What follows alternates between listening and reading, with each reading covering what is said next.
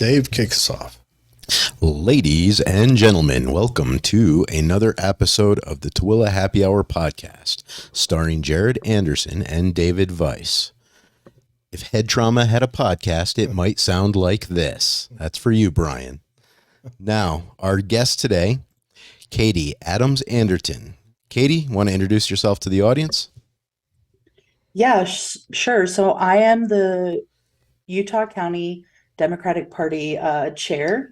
I'm originally from Pennsylvania. I've worked on congressional candidates, state, local, pretty much in between during my time in politics. And I've been doing this for almost 15 years now. All right. That is a lot of time. How long have you been chair in Utah County? A little less than a year. Okay. When I first moved out here, I said, I never want to do, I didn't think I would be in Utah this long. And so I kept working on campaigns back out east. And then I finally admitted to myself I was going to be here for the rest of my God-given days at this rate. So I decided to, get back involved. So when was it you moved out to Utah? 2012. And what brought you out here? Cheap education, where I grew up. And I grew up relatively, in a lower socioeconomical situation, where the university my sister went to was like $36,000 a semester. And so hold on, $36K a semester. Yes. And it was like one of our local colleges you could go to. Wow. Luckily, my sister had a pretty decent scholarship. But yeah, that was kind of, in Pennsylvania, education is really expensive, mostly on the East Coast. And so I came out here for a cheaper education. Wow. That's insane. That's a lot. Yeah. That's like annual income 3 times a year. Oh yeah. Especially for, my parents bought their house for $30,000. And for my sister to be like, yeah, I guess I'm going to this $36,000 semester school, that is just so jarring when our house literally costs less than that. May I ask what school it was? She went to Teal College in Greenville, Pennsylvania. And what did she major in? She actually got 3 degrees in her 4 years of being there. She got actuarial, mathematics, and accounting. And I think business administration too. What's actuarial mathematics? Well, actuarial is its own thing. And she then also got a degree in mathematics. What's actuarial? Basically, I tell her it's being a witch. But basically they forecast what is going to happen in the economy. They're your people who forecast insurance policies. They basically look into crystal balls with trends and mathematical situation. A year ago, what was she saying about our economy? No, let's go 2 years ago, over 2 years ago, when Trump was handing out the checks. Was she saying, this is bad, this is going to crash us? Actually, she didn't say anything. By then, she has been working on her accounting and her CPA. So that's where her focus has been. Oh, okay. She gave up the crystal ball? I don't think so. She just actuarial test is really hard. It's harder than the CPA test. Uh-huh. So she's doing the CPA test first, and then she'll probably do the actuarial aspect of it all next. Oh, okay. Sounds like it would be a fun career if you're into looking at numbers and trying to make guesses for the economy and stocks and things like that. Yes. Yeah. Yes. So what school did you go to when you came I went to it used to be called the LDS Business College. Uh-huh. Yeah. But now it's called Ensign School. So that's where I went, and I'm back in school again, working on my bachelor's at Western Governors. So it's it's been a fun road school-wise, but it's still me getting my bachelor's will be cheaper than my sister. So that's fun. Yeah. Right. Well, yeah. It's fun not to have to pay all that back. I mean, in the end, that's the whole goal, is that you make money with your career, not spend your life savings trying to find a career to enslave yourself to. That just sounds insane. What is that school offering that it costs an annual income every 3 months? I have no idea, to be very frank with you. Luckily for her, she had, as I said, a bunch of scholarships, so like that helped. But I have no idea. But like that was the huge thing back east for me growing up, you know, in a poor area, is these kids would get accepted like Carnegie, Boston College, you know, those kind of places. And then, you know, once their first year was over, they were like, how do I keep paying for this? And so a lot of them drop out of college or had to transfer a few times, you know what I mean? And that's the hard part is that situation, because a lot of the local colleges that are really expensive for us, you know, it doesn't really, it gives you a paper at the end of the day. No one really cares. No one's, unless you went to an Ivy League school, no one's like, wow, you went to this school, you know? That's insane. And now with everything going online, like I went to college originally for computer science, and now I don't think I could ever go back to college for it, but I love the subject, so I study it online. And, you know, I hope one day I can get good at it. So, but I won't spend the money on a college degree for it, because I think that's just the trend now for the future is you go get your education online and you make your own man, you know, or woman out of what you can harness online. It does make you wonder if the higher education industry with this price they're going for hasn't shot their shot like the music industry did. And people are going to find ways around it now. Oh, very possible, because, you know, growing up where I did, you know, if you didn't come from money, you joined the military or you went to trade school. Yeah. And I think like that is what's going to start driving people more probably to those situations. Granted, military has been down the lowest amount of recruits in a long time, but I do think that's the place that people end up going. That, or we'll just have diploma mills again. Yeah, that's a thing. I wonder how this is going to shake out. Well, businesses will be the big driver on the college front. If businesses start either demanding more higher education, which then on the other side, that could crash the businesses, or businesses could say, hey, normally where we wanted a bachelor's degree, we'll settle for an associate's. And they might drop that down where the colleges will then have to account for not as many people seeking it out. And I think that our colleges, they've been riding high for 20 years now. I think our colleges going through some hardship and reassessing the value they bring to that piece of paper would probably be a good thing. That's just my thoughts. But yeah, now why do you think the military, we're both veterans. Why do you think the military recruitment is at its lowest point? One, I think a lot of people have a hard time passing the physical. Okay. Two, I think the military aspect is really looked down upon.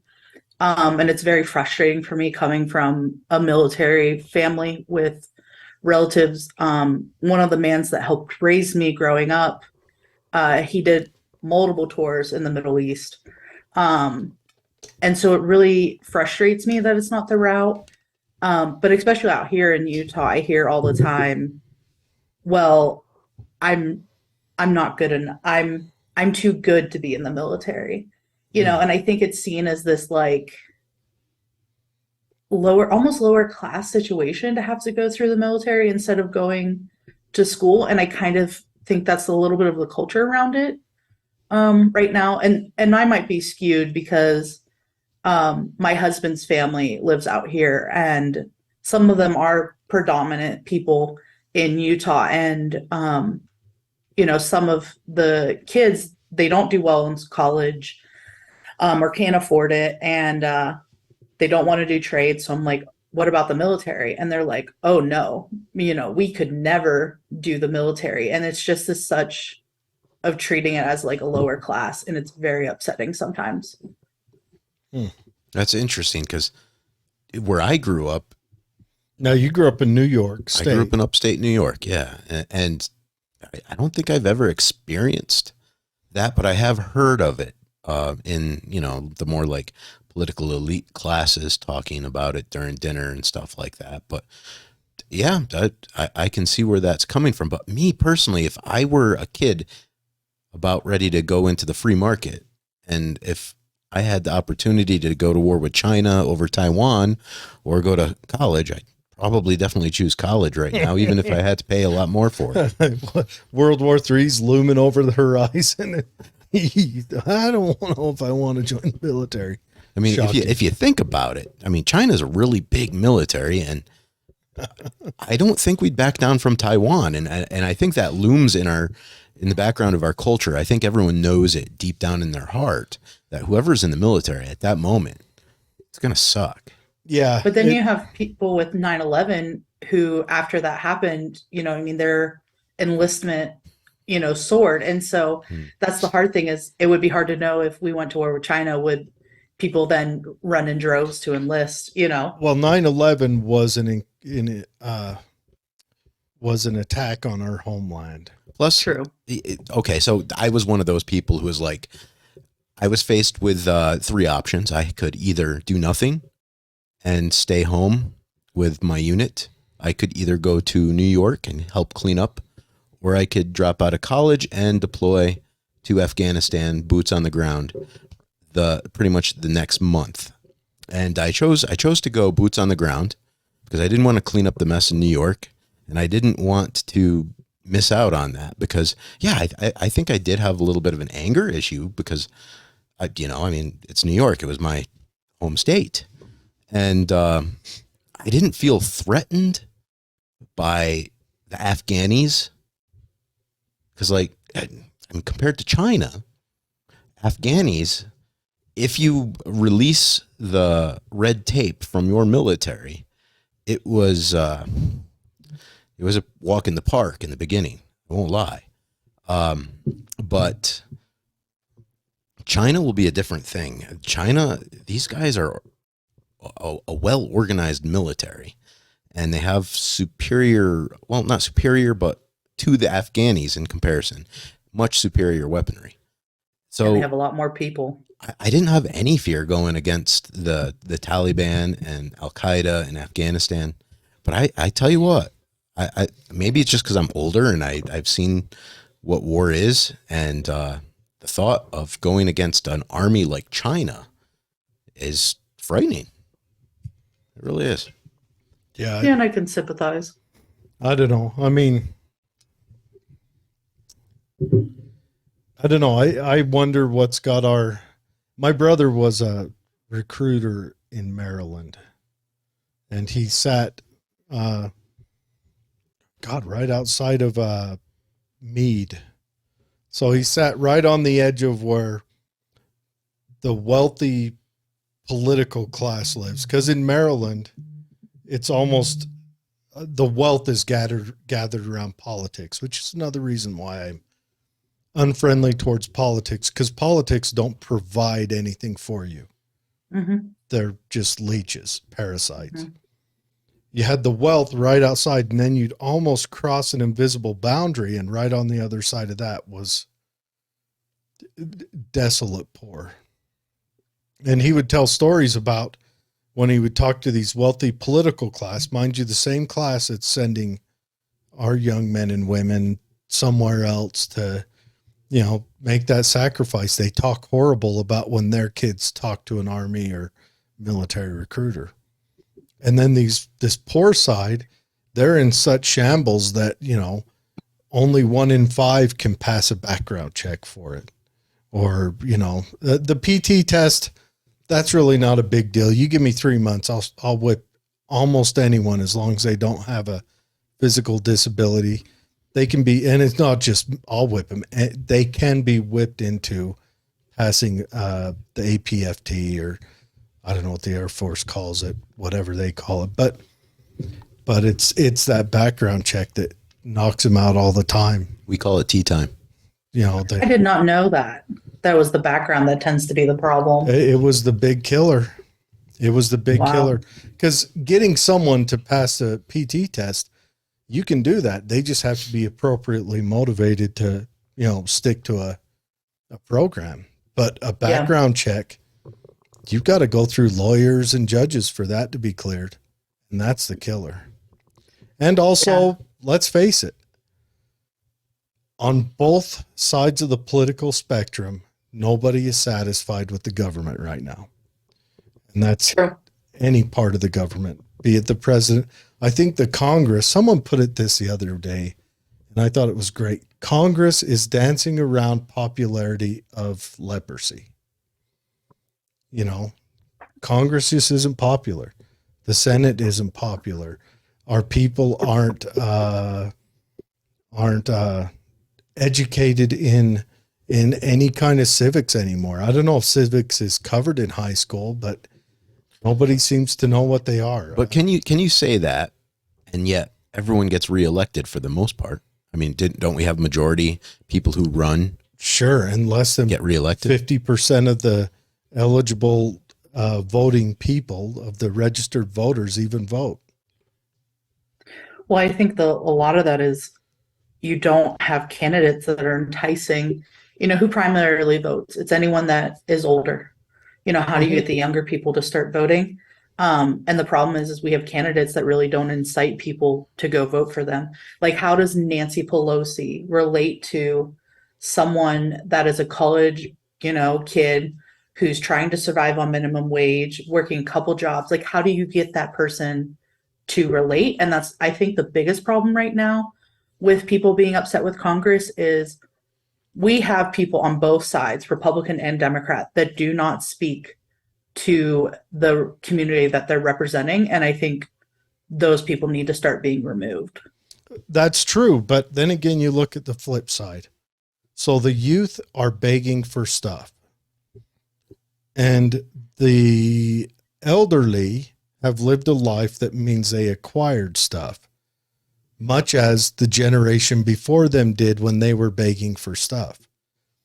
If we flip it on its head to where we're going to strip the elderly to enrich the youth, then as the elderly, what do they just now have to work till they die? They already are. How many people do you know that are older and have jobs? I'm lucky enough to be in the Italian American Civic Club for Utah, which has a lot of older elderly people. And one in particular, and she's not the only one that I've talked to about this, but recently one of them said, my husband is on disability. He was unfortunately hurt by Agent Orange in the Vietnam War. So he's on disability. She's on her Social Security, and, as such for him, I believe. And she's looking at having to get a job because she can't keep up with the bills, because she can't do those things. So it's already happening where the elderly are having to go back to work. Right. And I always say it's more efficient to learn another language and go to a cheaper country. Absolutely. So just for anyone out there looking for, economic advice for your future, leave. Get Babbel and go. Well, I personally don't know a lot of, let me think, all the 70-year-olds I know. And I'm not saying they're not out there, but the elderly people in my family that have passed the retirement age are retired. And if they do something, it's for their, to occupy themselves. And I don't by any means come from a wealthy family. Not at all. But I may be wrong. And I don't know. But okay, so the elderly already do. So if we strip them further, do you think that would be do you think right now the elderly can go get a job at McDonald's or no, Greeter? Well, hold on. Don't. Oh, Let me finish. Right now they can go get one of these lower wage jobs that don't require the effort, but you strip any more off of them and you're going to have an elderly stacking salt bags out at the salt plant because they're going to have to make that much more. And it's just, it's a cycle of life. As you get older, you acquire things that allow you to lean back on rest on your laurels a little bit. And when you're young, you're supposed to go out and earn it. Now, if we want to flip that on its head and throw everything at the young, which you could argue the boomers did a lot of damage. They made a lot of laws set in place that protected them and stripped the future of the United States. And they're not anytime soon stepping back from that. But if we strip any more from them, where are we going to be? Now, if we're going to start stripping stuff, I think there's a pretty big cesspool in DC where we should start stripping. Sorry for interrupting you. No, you're fine. So when you say strip things in DC, are you talking about representatives in particular? Let's just start out with the different bureaus. Mm-hmm. Like the ABCs? Let's just start out with those. Let's just defund those a little bit. Instead of defund the police, let's do defund DC. And let's just start there and see if we can make an effect on the populace there. Yeah, the hard thing is with defunding some of the government agencies, you take like the CFPB, right? Consumer Financial Protection Bureau. Those have a genuine place to protect consumers against businesses from really doing some permanent damage. And so I think like something like that is very vital. Okay, then with them, I would like to see a cost to benefit analysis. Lay out how much money you've saved the populace and spread that out, build a pie chart and whatever. And then how much is it costing us? Well, I don't think it's really what they're saving people in money. They're stopping them from being taken advantage of. The only time I've ever seen anyone stop those Indian people that keep robbing from old people over the phone is a guy that does it for his YouTube channel. The only time. Our government has never once protected a citizen from that. Is a good YouTube channel. I like watching that. That is a good YouTube channel, but the only time I've ever seen it. But look at like Wells Fargo. Look at Wells Fargo and the credit cards. What? Bank of America when they were predatory towards Black people in Florida. There's huge lawsuits that have come about that have created these laws that CFPB is over, especially the Wells Fargo situation. They were opening up credit cards that people didn't even know they had. And that's a problem. You know what I mean? And so they do have their purpose. They do have their place. Okay, we'll protect that agency. Can you think of any others that could go? You won, Katie. It's because I work in fintech. Like I see the benefits of the CFPB. Don't tell my my employers that as regulators. But you even have the FTC that stops, a lot of the FTC does do a lot of protection through phone situations such as wiretapping, those kind of things that laws have been put into place. And they make sure, unfortunately right now, I think recently they've decided robocalling would be, you couldn't do that anymore. The other thing that they have been trying to fight for is spoofing. And do you know what spoofing is? Spoofing is when you make a phone number, like let's say you want to pretend like you're calling from someone's bank. You can make the phone number from the bank be the one that's coming into your calling out. And so when someone sees that, they can go, oh, that's my bank. And then they're on the phone stealing grandma's social security number. And I've personally experienced this, helping family get their credit card, their credit information secure. But those are things like those agencies, especially the consumer protection agencies, do have their place. Now, personally, the FBI, CIA, I agree with you. I do think they need a review. I recently read a book that went through some of the biggest mistakes the CSI and the FBI and even is it called the AFA? ATF? ATL, thank you. So I like those are ones that you definitely have to look at. You're preaching to the choir. Now, also though, so we're talking about these banks making credit cards for people that they don't know the credit cards exist. But could we have that kind of fraud if we didn't have a Federal Reserve banking system that kind of creates the environment for that stuff to even exist at all? I mean, like I hate to say it, but I mean, like if we had a Bitcoin economy, how do you create a credit card for somebody that they're responsible for if they didn't create it themselves? And you know, that would be more like of a fintech type question, or even just a blockchain ledger for the banking system. So I feel like we kind of make our own environment for these problems to nest. The other issue is, how many people from Wells Fargo went to prison for that? I don't believe any. Oh, And they got fined. Okay, so they made 500 million and got fined 100,000.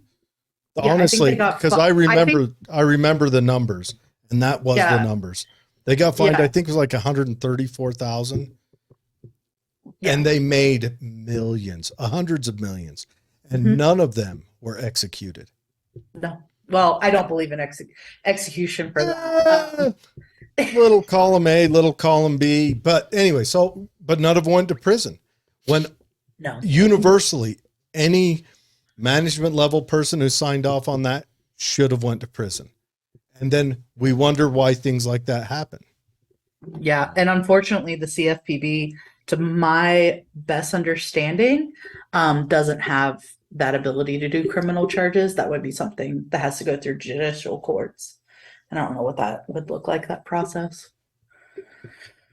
Scary stuff. That's a scary thought to think about. Like they can plot and plan these kind of schemes, and now they're bringing cryptocurrency into it with this FTX. But wow, I mean, just think about that. Cryptocurrency is a very some companies have reached out to me to work for them, and I really struggle with cryptocurrencies because it's just so unstable. Because you have Bitcoin kind of as like the poster child of it all, and then when it had, that dip, it's like, oh boy, how can I ever trust, this, so to say, institute, and that makes it very difficult. Yeah. And I mean, well, the value of Bitcoin to the fiat currency, that will always fluctuate no matter what as we go along. But one Bitcoin will always equal one Bitcoin. But the thing is, now they can send money to an event. That event could buy a cryptocurrency that can't be tracked. Mm-hmm. Bitcoin can be tracked. It's a transparent thing. You can track that all the day long. But there are cryptocurrencies that cannot be tracked. And then you just take the money that maybe federal programs have given to, say Ukraine or Iraq or Afghanistan, and then whoever's on the receiving end over there puts it into a cryptocurrency that can't be tracked and sends it back to whoever sends their 10% back, and if you think about it, how does you can't really control campaign finance in an environment like that too. And it's going to be a wild west of an economy in the future if our political system gets involved with cryptocurrency. Yeah, money laundering in that aspect, that's why cryptocurrency is so controversial, is because you can't see if that money is being cleaned and then putting back into the system looking legitimate. And that is a very dangerous aspect that I do think the law, like, here's the other thing, I helped write the California's Consumer Protection Act. I did like one clause. Okay. And I remember being in the room, the conversation with legislatives, and them not understanding what a cookie was on your computer or a cache. And I wanted to literally bash my head through a wall. But that's some of our problem right now is we have legislatives that are in office who are, quite frankly, not keeping up with the technology, or they're just plain too old. Would I trust my grandmother to tell me how Bitcoin works? Because Nancy Pelosi and my grandmother are about the same age. no, I would not trust that. Hmm. Yeah, and you know what? Thinking along that line brings me back to a couple weeks ago. We so okay, I'm a Republican, but I can see the benefit from other candidates. Like we had Burgess Owens and January Walker going for the fourth district, and I just don't think Burgess Owens has any clue about the capacity of cryptos. And then I see January Walker. She's very smart, very knowledgeable about blockchain, and I'm thinking, wow, we lost a gem opportunity to have a representative that actually understands these new technologies. Yeah, and that's the hard thing. I actually know January, and I like her. I don't have anything against her. Um, I have my own personal reasons why I don't think she was successful. One is name recognition is some of the hardest aspects. She met with me before she decided to run for office, and we were talking about what party she was going to run under, whether it was the Democrats, the Republicans, or the United Utah Party. And I said, well, Republicans aren't ever going to pick you. Like they're going to pick Burgess Owens. Like that's just known. And she is incredibly smart. The only thing that I think that got her is people don't know who she is. If you went to that district and said, hey, do you know January Walker? There's a lack of name recognition. And I think that got in her way a lot. I think she made a lot of headway on that, but I think you're right. They also don't know the United Utah Party. And absolutely, let's face it, anywhere in Utah, Republicans a shoe-in to get you at least 40%. And then you've got two counties that Democrats will get you, 40%. And that's just Utah. It's just the way it is, A lot of senior citizens don't have the energy to sit there and go through the ballot bit by bit. They just do straight party vote. Mm-hmm. Was there a straight party selection on our mail-in ballots? There wasn't for me in Utah County. There wasn't a straight party selection, but I mean, they do have to go through the ballot, but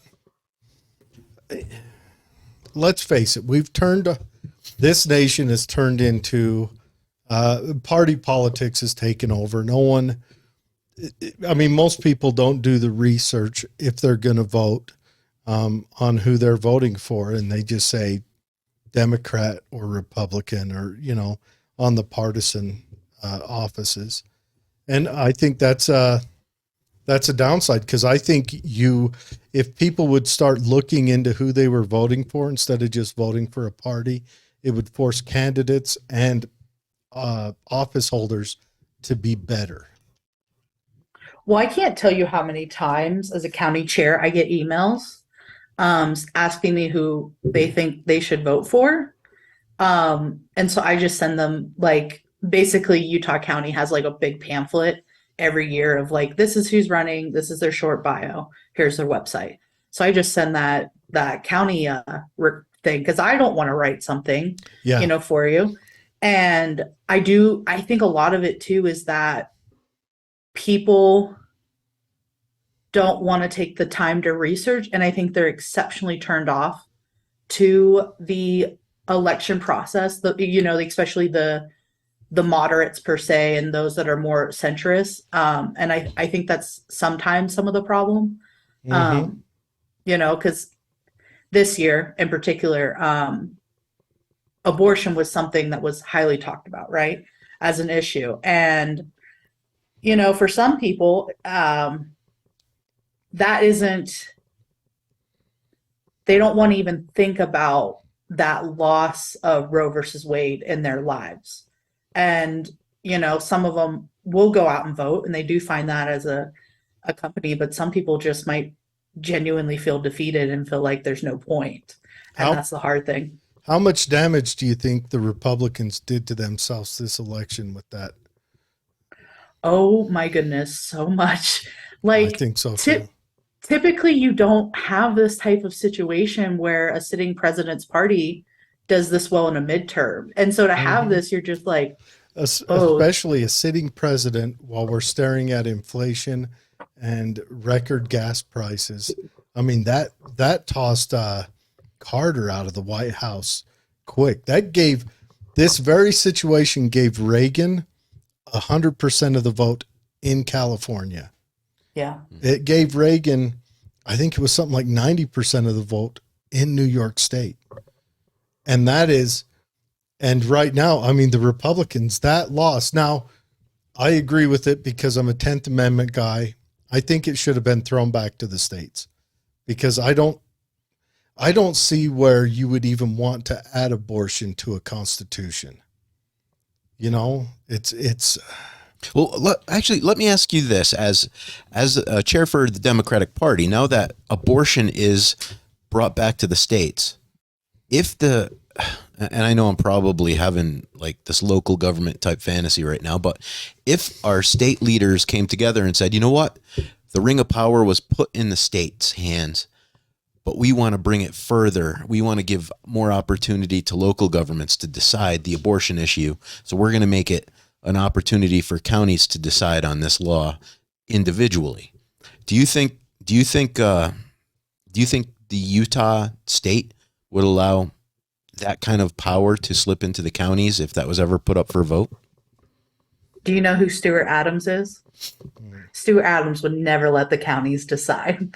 I think you're right because by our state writing that what they call it, the law that the trigger law, they already showed they'd never let it get further than them.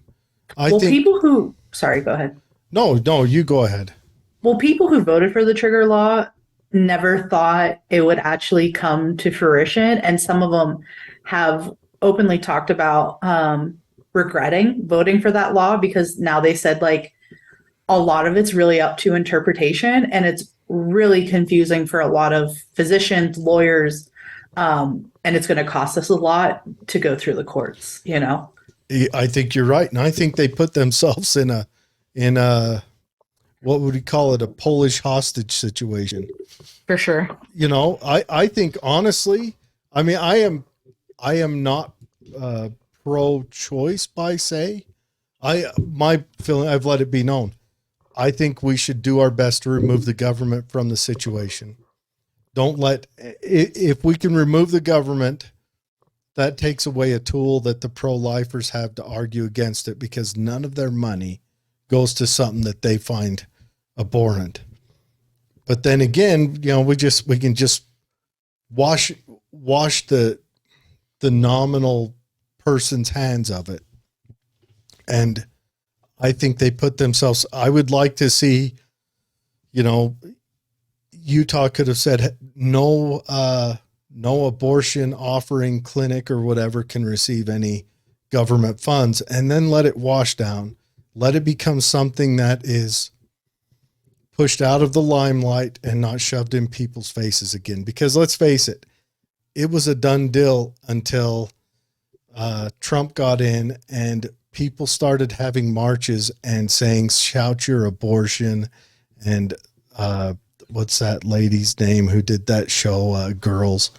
She's like, I wish I'd gotten pregnant so I could have an abortion.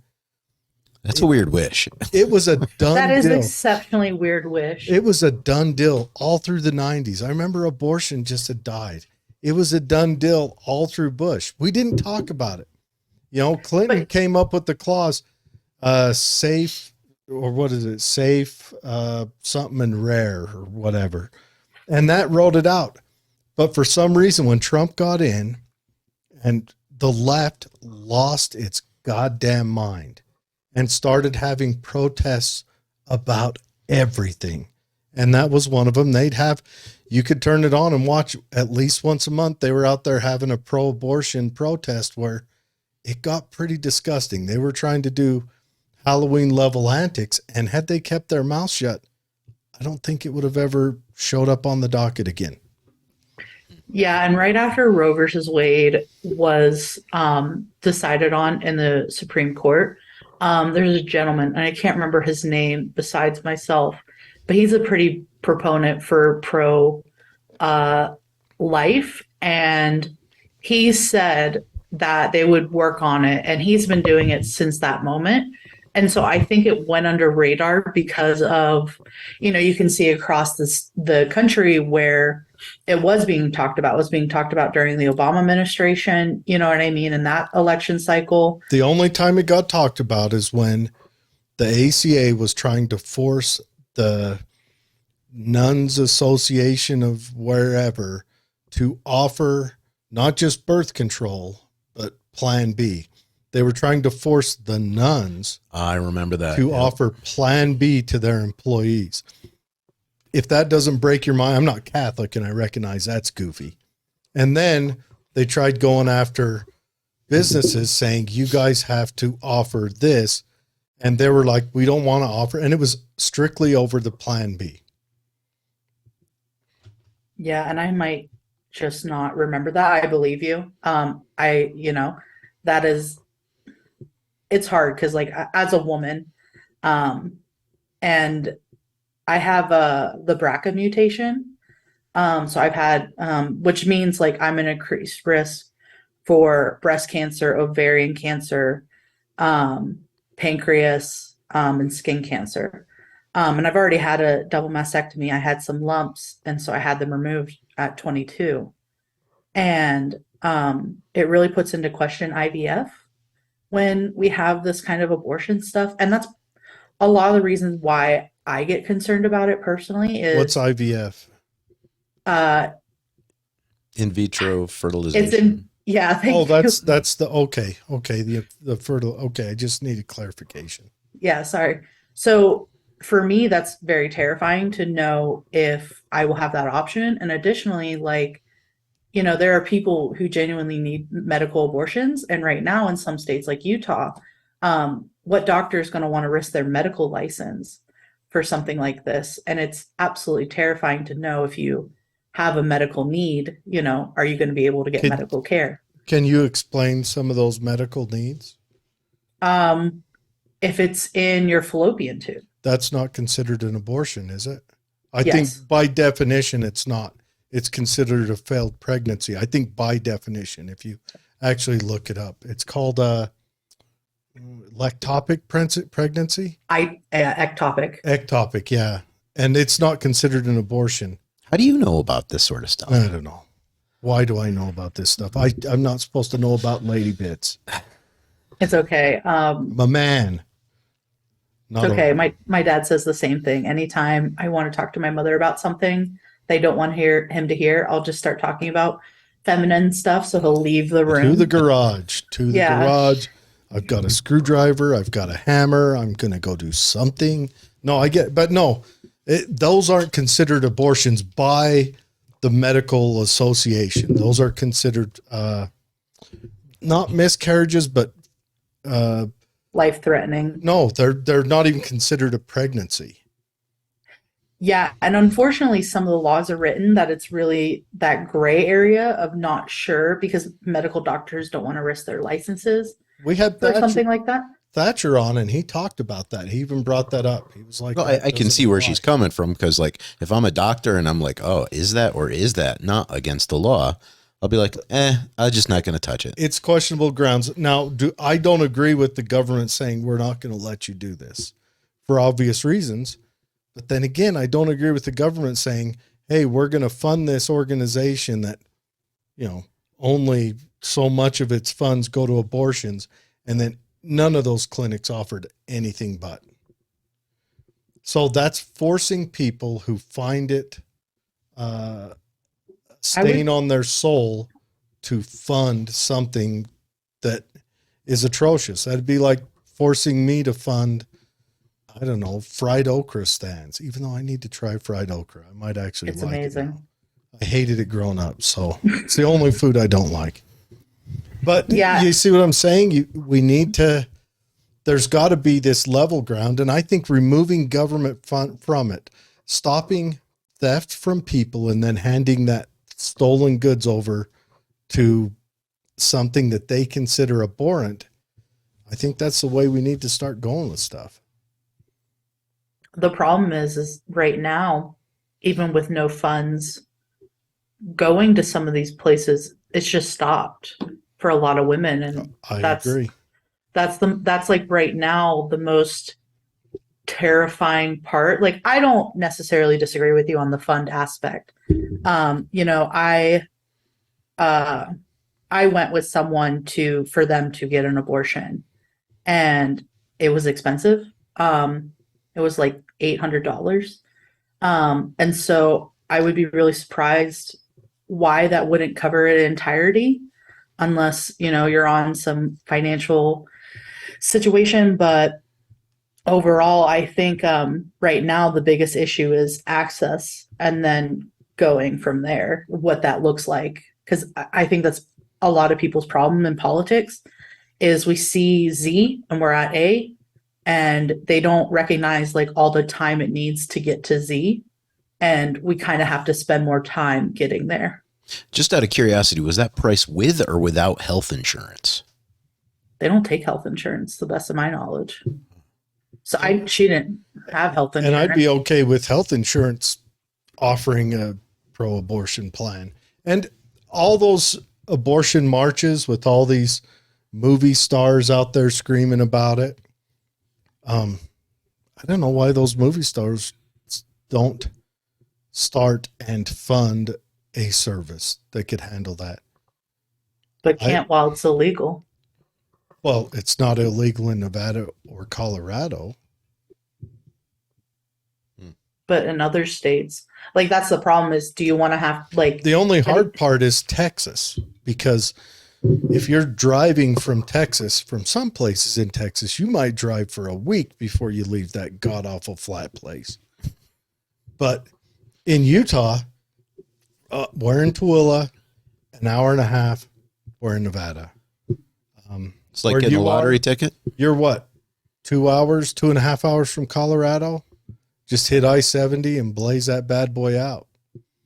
And my curiosity would be the financial availability to these women.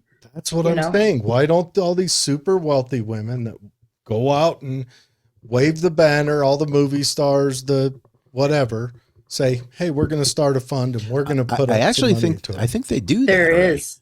Yeah, there is a fund. Well, then what's the argument? All they need is a hotline. Hey, I'm pregnant and I want to get rid of this. All right, we'll have a limo pick you up and we'll have a, pedicure on the way there, whatever. It's probably the same concept as like, okay, alcohol. Okay. I could just go to another state and buy it. Sure. I could, but it's just, we all have these causes that we want, that we just petition for. Hey, and that's why I think it should be a local government thing. Your county should be the deciding factor. Now that Utah has the ring of power, I think they should pass it off to the county governments. But I want it the ultimate local government thing, where the ultimate local government decides and pays for it. And that's the individual. Well, let's work on the county first. Yeah, and I don't trust the counties. There's got to be one that you trust. Come on. You're in Utah County, right? Yeah. Well, okay, you're saying you don't trust the counties. The state's already said no. What do you have to lose if you trust the counties? The counties can't say no harder. No, so my biggest thing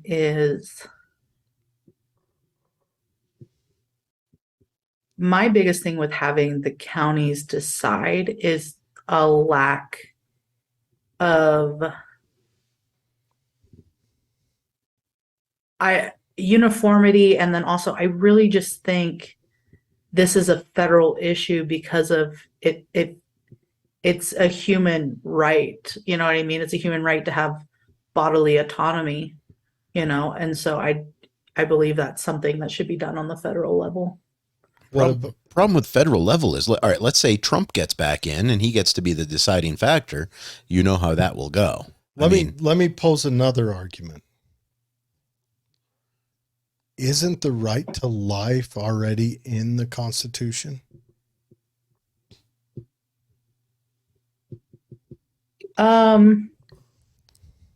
Life, liberty, and pursuit of happiness.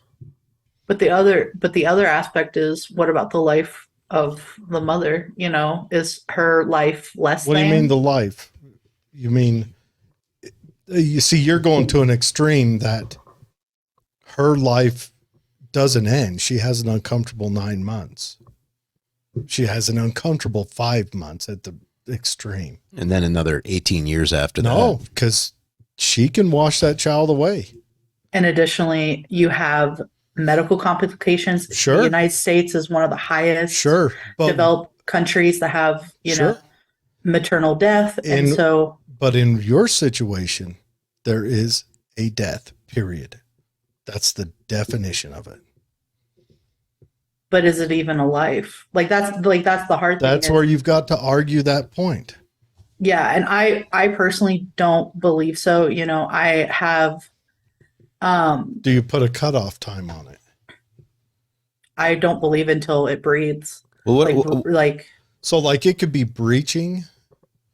Like you're starting to see the high school video. oh, come on, Jared. Do we have to go here? And is that still not a life? If I use a condom, am I murdering someone? Dave, you're turd in the punch bowl again, hero. I'm just saying. Well- I mean, you could look at it from various perspectives. Well, and that's the hard thing too, is at that level of breaching, and you know what I mean. No one is saying get an abortion at 9 months, right? Actually, lots of people have. Yeah, I'm personally. Matter for of me, fact, I'm it was not- a Californian congresswoman who was talking a couple years after birth, and I think she must have made a mistake when she said it. If she didn't, then man, she should be a general in the army because she wants to kill. But that's what I'm arguing. Is there a time? Is there a cutoff time? Is there a time where you think this being feels pain? Where you think this is a brutal incident? Personally, for me, I think abortion within 14 to 16 weeks is acceptable. I think this. How do we know that it feels pain? Well, we've watched. They've actually done Have they? the fancy new video ultrasounds while they've done it. You can tell. And I would suggest don't go watch those. I will take your advice. Because that is a horror show. Yeah, and for me, it's just kind of this idea of it is an unfortunate situation to have to get an abortion, any way you look at it. It is. But at the end of the day, we have one life, the mother's life, in my opinion, should have a bit of a greater footing. In this country, it would be different if we had medical care paid for and a better mortality rate for mothers to not risk that, and that's my biggest problem at the end of the day is, to me personally, I feel like the mother's life is greater to protect than, an embryo. I would agree with you, but we're not arguing. I would argue in our abortion situations, probably less than 3% of the time is it an argument of life for life. Well, wait, what is the percentage of mortality for having a kid in America? I know it depends on your race because Black women are higher at dying during childbirth. Is that just because of a economical thing or is it a race thing? That's a hard, correlation does not equal causation kind of idea. But my assumption would be is socioeconomic status.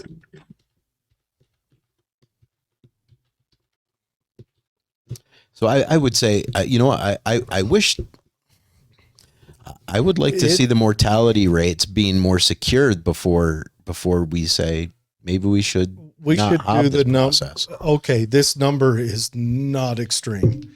17.4 deaths per 100,000.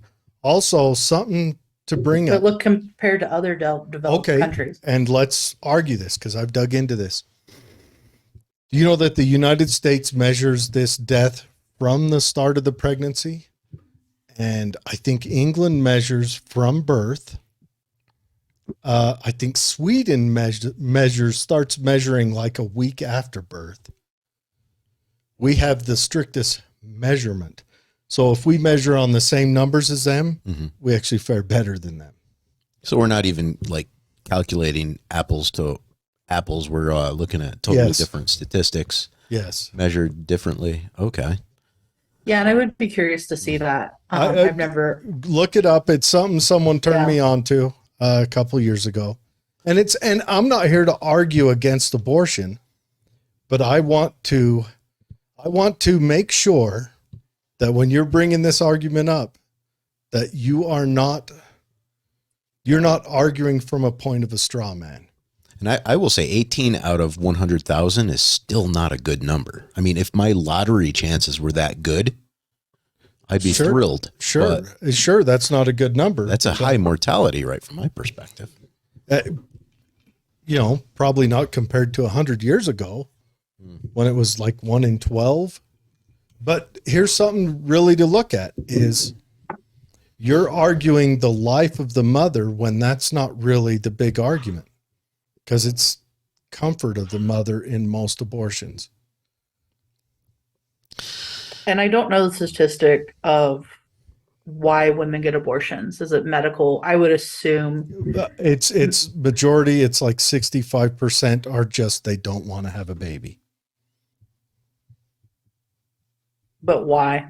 Is it because don't care why they financially can't don't care why? Because there is also another argument, and I didn't want to make this an abortion show, but there's another argument that in abortions, it's less than 1% that fall into this. For medical reasons? No, for sexual assault reasons. But in all but that, they're doing it for comfort, but that means they made the conscious choice to get into that situation. So something else, I'm an atheist. I'm all that stuff that ticks off. I shouldn't care about this, but I am also very pragmatic when I look at this. And I think if we're going to offer life, we need to offer life, and we need to be clear about the offering of that life. So I'm not going to argue either side, but if someone made a mistake and someone else has to pay for that with their life, it's pretty sadistic. I bet you most abortions happen like really close to the conception. Most abortions are within the first trimester. It's something like 80% of them. So I would argue first trimester. That's the point where you've got a cutoff point there. And that would be the beautiful thing about this being a county law is that we can make those arguments. We can write it up first trimester in a week because you needed to decide. But, I just heard in Israel, if you want to have an abortion, you've got to go before a tribunal of judges. They have never said no, but you have to put in that effort. You have to make that sacrifice to have it. Yeah, just full disclaimer, abortion is not my reason for being a Democrat. It's not an issue that I definitely can think about and consider it, but it's not one of my most researched, thought of topics. So fair warning, I could be wrong on things. Yeah. But it really surprises me that with Israel, because in Israel, in Jewish culture, life does not begin until there's breath, if I remember right from the Torah. That's in Islam. I don't know about the Jewish culture. I know in Islam, it's that first breath. That's when the spirit arrives in your Islam and Jewish culture is very similar. Yeah, they are. Many, many, many aspects. It's just a Christian sandwich. I get that. My dad is Ashkenazi, or not Ashkenazi. My husband's Ashkenazi, but I'm Sephardic and Mizrah Jewish. And so, and sometimes I have to remember those things, but I'm not a Spanish Jew. Yes. So you were the luscious meat in the middle of that sandwich in Spain when the Christians and the Islam and the Islamic people fought over the Iberian Peninsula. Well, my dad's the uh, Mizrah Jewish is Middle Eastern, North African. And Ooh, so it's always this like fight, as you say, between us and Muslims. And it's very interesting. The village my dad's family was in Italy was a very interesting population of Muslims, Catholics, and Jewish people. where they figured out they can get along. Yeah, during the time of the Kingdom of Two Sicilies. So there's that. Nice.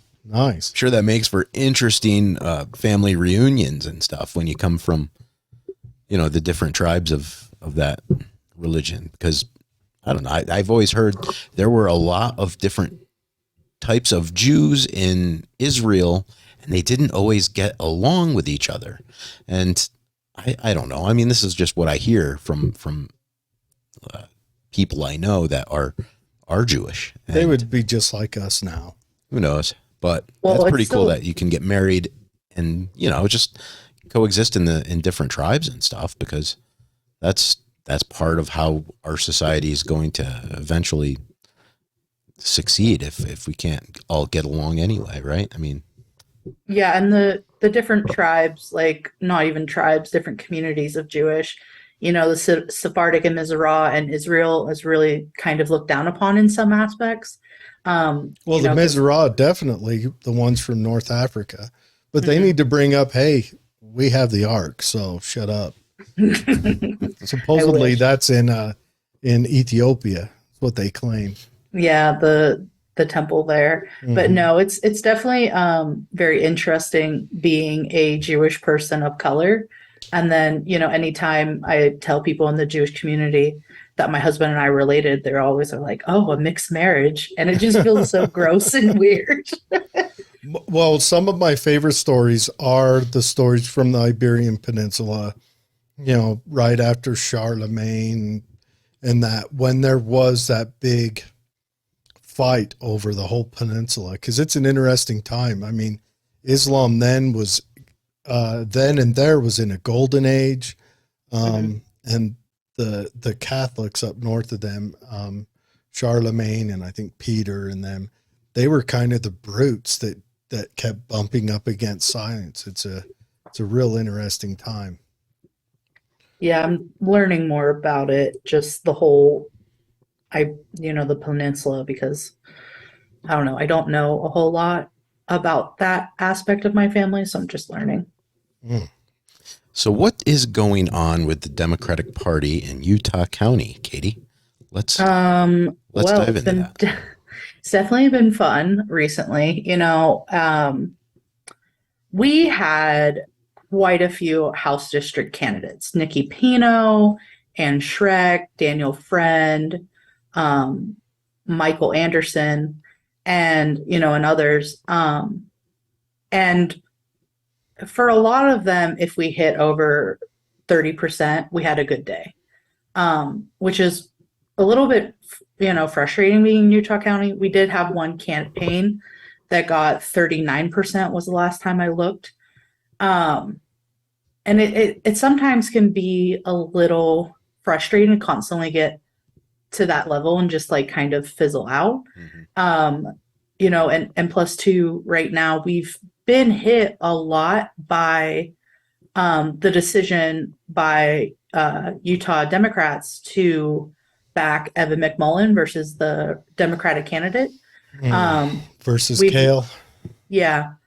And we've lost donors, volunteers, candidates. I'm having one heck of a time recruiting candidates right now for next cycle, because they're just like, well, what says that if I keep moving forward, you'll actually like help me, or won't kick me off Yeah. the ballot. Or you'll just ignore it, because we both like Kale a lot.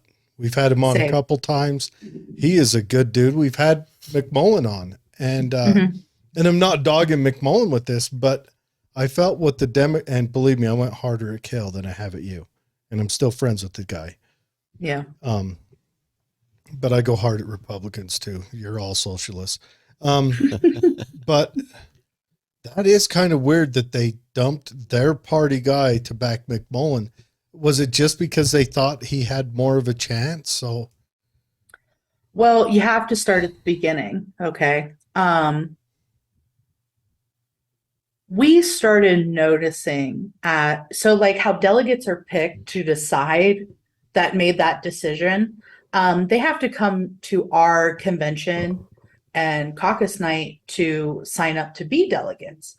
The biggest thing that we started to notice across the state between myself and other county chairs was we were having people come in, exactly saying, I'm a Republican. I will never be here ever again to do party things. I'm just here to vote for Evan McMullen. And we had it was kind of, my husband calls it a coup. But I can't tell you how many conventions I went to across the state in different counties where we were getting Evan McMullen people. My belief is that someone had access to voter registration data. I have my thoughts of who it could be, but I don't know for sure.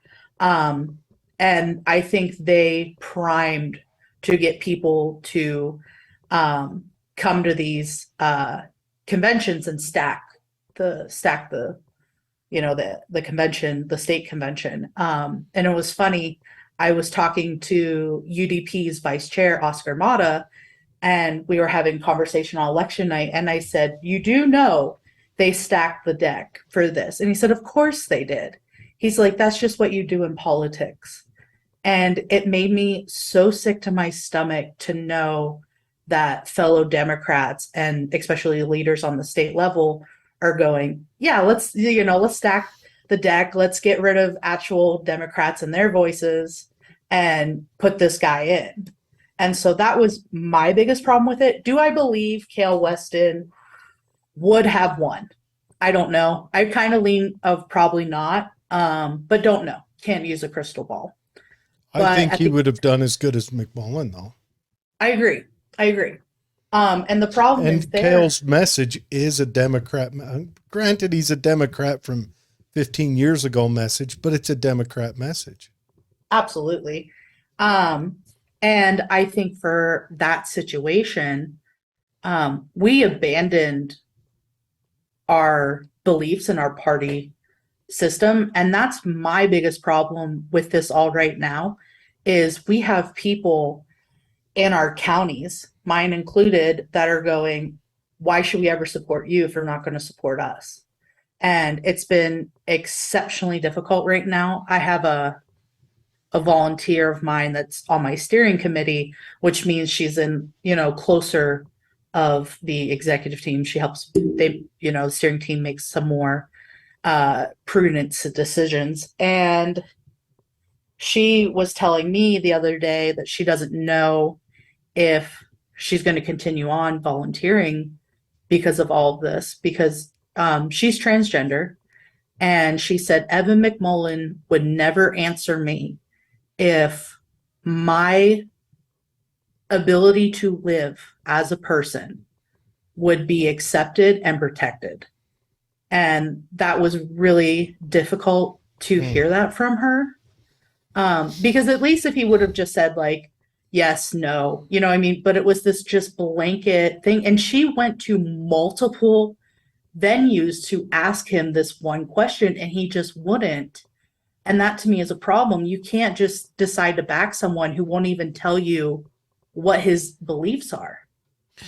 Katie, can you just state the question one more time that this individual had? Because it sounds like almost like a genocide question. But do you believe that I am worth protecting as a human being and as a person? And her reasoning for asking such a question is that, take things such as protection in the workplace for being trans, medication, those kind of things. She's a grown adult. Like you've mentioned, Jared, is once you've hit a certain age, government shouldn't be involved. And that's the hard thing is when you have someone like this going, Well, are you even going to protect my rights to be who I am? That's a problem. Is there a push to like outlaw medication? Is there a push on the horizon for that? There's always discussion from the, the GOP. I don't know exactly what is in the future ball for them with that. We'll see. But it's really disheartening when you have the LGBT community as a whole, wondering if you're going to protect their right to be able to marry, those kind of things. Because as much as we hate, marriage is a contract that does have some legal benefits in this country. I think we need to get the government out of marriage. I think marriage should be treated just like if I was going to start a business with Dave and we go into a lawyer and fill out paperwork. But that's my personal beliefs, because I think it should stick with the gods, and then government should just govern. I think the gods should be a place where you can get it done, but I think it's a legal contract. I don't think the government, like the state or anything, needs to be involved. You go into a lawyer and you say, here's what I've said I'm going to do, and this is what Dave said he's going to do. And they say, okay, yeah, there you go. All they're doing is notarizing what you say you're going to do, because there's nothing like laying in bed next to your honey and saying, it'd make this moment sweeter, baby. Tell me. Let's bring the government in. Yeah. And I'm thinking more of medical.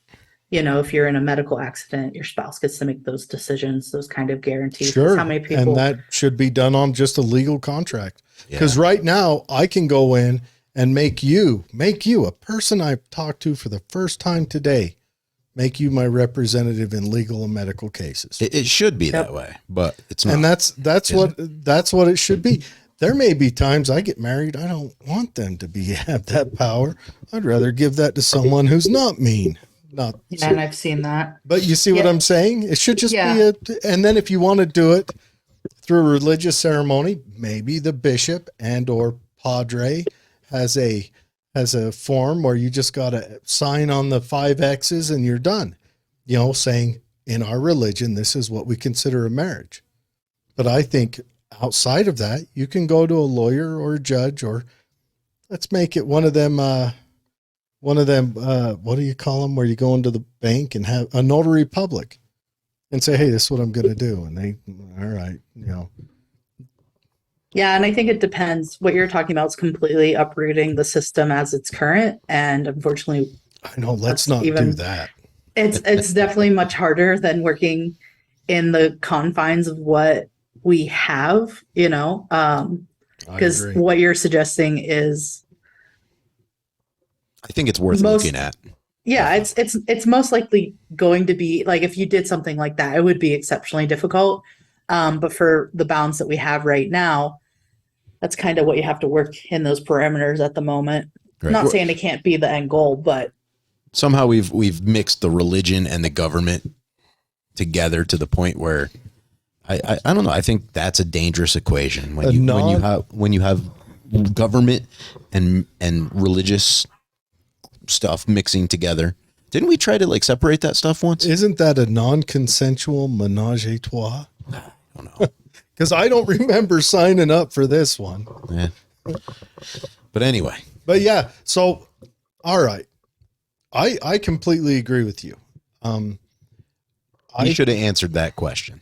I think that what happened with Kale was awful. Do you see any maneuvers on the horizon where you and maybe the other chairs around the state can get together and try to defend against that in the future? Because you're going to have to kind of rebuild that trust back. Yeah, so I can already tell you that. So I think there's been enough pressure from people who are inside the party going, this is never going to happen.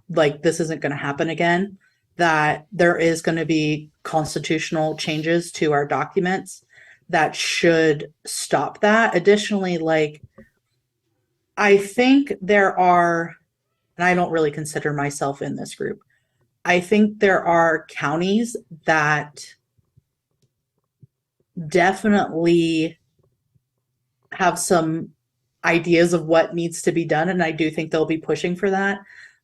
Yesterday, UDP's executive team committee met, and I was told that there is already conversations being had about making the Utah Democratic Party a closed party. So that means only Democrats would be able to do convention, caucus night, all that jazz.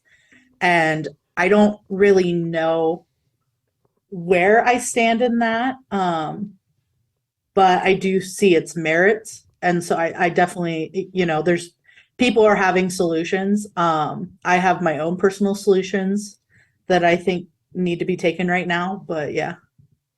No, I'm kind of with you on, I like open conventions better because I would rather see the Republicans, the Democrats, everyone that wants to put their hat in the ring for any office, run in a total state primary or a total primary where all parties get. I think we would get less radical pendulum swings out of that. Because I think, I agree. And I think, let's face it, Utah has had a pretty mild,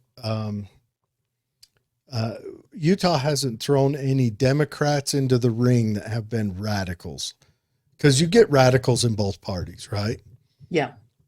Utah hasn't thrown any Democrats that are radicals. And I think that's that open primary that controls that, because even people who disagree with the party message goes in and says, I can stomach this guy if I have to, or this lady. This lady, we may not agree, but there's nothing in there that scares me. And I think open primaries do that. I think it's a good way to move forward, but I don't know. I don't disagree with you at all. In Pennsylvania, we do have primaries, and I think it's very important because, as you said, the people who are going to these caucus night conventions tend to be the more morally or more beholden to the message and sometimes seen as more radical. I don't like personally to think myself in that way, but these are the people that are going to those things. And of course you're going to keep getting candidates or situations that aren't advantageous as a whole. And so, and you're right, Utah's never put up a radical, and I think that day is coming. But at this moment we just haven't. And so I do believe that, 300 people shouldn't decide for the whole state of who they do or do not get to vote on. I agree. Well, and it's not even just the 300 people. I like the ideas of being measured against your opponent and measured by your opponents, Well, speaking of that limitations, how did you feel about there was a libertarian candidate that was also vying for Senate, and they didn't even give him the opportunity to get on stage for the debate. And I think that was a big loss for our debates here in Utah. How do you feel about that, Katie? I think it's really vital and I'm going to sound like a hypocrite when I say this, but in those cases where they do qualify for those state debates, they should be allowed to go. The hard thing is that state parties like the United Utah Party with January, they put a bit of money in to try to make her polls be high enough to even qualify. Now, the reason why I sound like a hypocrite is because Burge Owens was having his own private debate, and I didn't support January calling out Darlene at all, because it wasn't Darlene's debate. I didn't think it was her place. And that's where I'm going to sound like a hypocrite. But I do think candidates should be allowed to go have these debates. I don't think this should be dictated by a poll. Yeah, or at least like lower the standards that are realistic, because the two-party system is, I think we're missing out without having the other messages. It's doing great. We're not in a tailspin on fire right now. It's doing great. It's functioning as it's supposed to. Yeah, and I don't disagree. I have dual citizenship in the United States and Italy. And in Italy, we have a dual party citizen or dual party government. And even then, like it's still a tailspin. We have the it translates to the Italian Brothers of Italy in major office, and it's just a headache. Who's But that there is Italian benefit. lady that just won? Maloney. Yeah, everyone's screaming she's a fascist. Yeah, well, the Sons or the Brothers of Italy party was started by in part by descendants of Mussolini. Uh-huh. And so like there's definitely this undertone Well, of that coming to rise again. Is You- that what party she's in? Is the Brothers of Italy? Yeah. Do You you, know see where- do you see the irony in that though? do you know where Mussolini come from? No, I don't. He came from the European communist socialist movement. Interesting. So, I mean, dig back. They all come from somewhere. What's their message? Is their message one of we're going to combine corporations and government for the strength of government?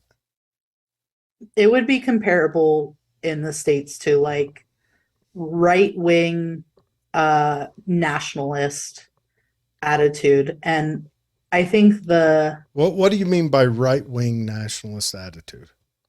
very Excuse me. much this like Like, what's their message? That's what. What's their message? What are they running on at the core? my understanding, and granted, my understanding they're very pro, kind of like Trump, where he was like America first kind of idea. I'm down. I honestly, I don't want to pay for a government who gives a shit of anyone else more than me. And I I'm think- just going to say that outright. I'm for all the Democrats. You're raping me for money. You're thieving money from me. Care about me before you care about anyone outside of the borders of this nation. They can come second, but at least put me first. Yeah, and my thing is you have to be you can't cut your nose off to spite your face. You still I- have to work with other Sure, countries. I agree. And that's I agree, but put me first. When those And I- other countries pay for my government, put them first. But right now, when I work for more than 3 months out of the year, specifically to give you money, put me first. Because no one else is giving Washington, D.C. that amount of their income. yeah, and the for me this idea of like American first or Italy first, what terrifies me is that you have to, take immigration, right? Italy, that's one of her big things was anti-immigration because it is a problem in Southern Europe for those countries that people can, get boats to and such. Yep. Um, Yeah, France has had a hell of a time with teachers getting heads cut off in the middle of the street. yeah, I have no idea about that, but I think it's really difficult with the situation because, take America, some of our greatest people were immigrants. Sure. And there has to be, I think, for situations like that, and that's why I'm very pro the Democratic Party. I do believe very soundly in this idea of immigration. My dad's family is fairly new to this country from Italy, and you have to have that availability to, have those new ideals and those new skills come to your country. Now, do I believe people should come here, quote unquote illegally? No, it's very interesting. My mother-in-law is from the Philippines, and she gets very upset when people don't come here, illegally, and it's very disheartening for her because of how much money and time she spent, coming here. But I do think if we're going to keep having immigration, we have to have a better system for it instead of just saying, no, we're not letting anyone in. We have to have a better system to bring people in. I don't think anyone said, no, we're not letting anyone in. again, this is the issue the Republicans have too, is they always straw man each other. Mhm. You know, they haven't said we're not letting anyone in. They just want and I'm not standing up for them, because I think, me honestly, my ideal immigration policy would be one where you get sponsored, and that's the limit. That way the government doesn't manhandle keeping you here, affording you, taking care of you. You're sponsored into the nation. And that gives individual rights on both sides. Mhm. So a business or a person here would say, look, I need to hire someone to do this specific job. He sends a post down south, and the people down south apply for it if they want to do that. Mhm. And it gets bolstered that way. And by him sponsoring someone, he takes over legal responsibility for an amount of time. And I don't care who decides that amount of time. It could be decided by him. It could be decided by the immigrant. It could be decided by just that immigrant comes until they can gain citizenship, and until that happens. And that way we don't have to argue about a wall or any of that, and Yeah, and I think that's fair. just keep it simple. But now we've got it muddied up so much that, well, you've got to make, twice the annual income, or you've got to pay twice the annual income of the country you're immigrating from if you're middle class. I mean, if you're lower class, you'll never touch it to get up here. But we're going to have these loopholes where the criminal class in your country become your chauffeurs to get over here. And a lot of violations happen when criminal class is in charge of stuff, and it's ruined it. It's just been an awful system where children are used as ploys and baggage to get them across. Women, the stories coming out of the women who come across with coyotes is as horrendous as you can imagine. Yeah.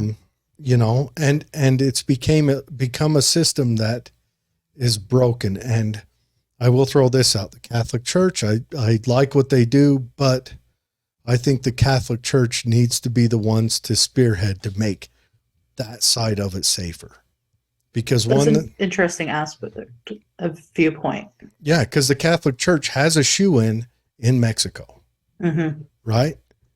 And the Catholic Church, once they get over here, is like the number one recipient and handouter, I don't know what the word would be, of the funds that's donated and manhandled to take care of them. And I think the Catholic Church should look at, let's make the trip here safer and more efficient. And what if the Catholic Church stepped in and said, we're going to try to aid them in getting over here legally versus taking care of them once they've gone through the abusive situation of getting here illegally? I don't think there's a way to prevent people from trying to come here illegally, no matter what we do as a country. Sure. This is the place to be for most of these people in the world. And, we can say, all right, we can let more people in, or we could sponsor them, or this, that, and the other thing. But people are going to try to come here. Sure. But it's just the law of nature. One thing you do is you take away, if you're not here legally, you get no support from the government. None. They typically don't, though. They get, maternity is a big one. You come over here illegally in any state, the feds are going to pay for your baby being born. That's interesting because, I don't know much about that. But what I would be curious in,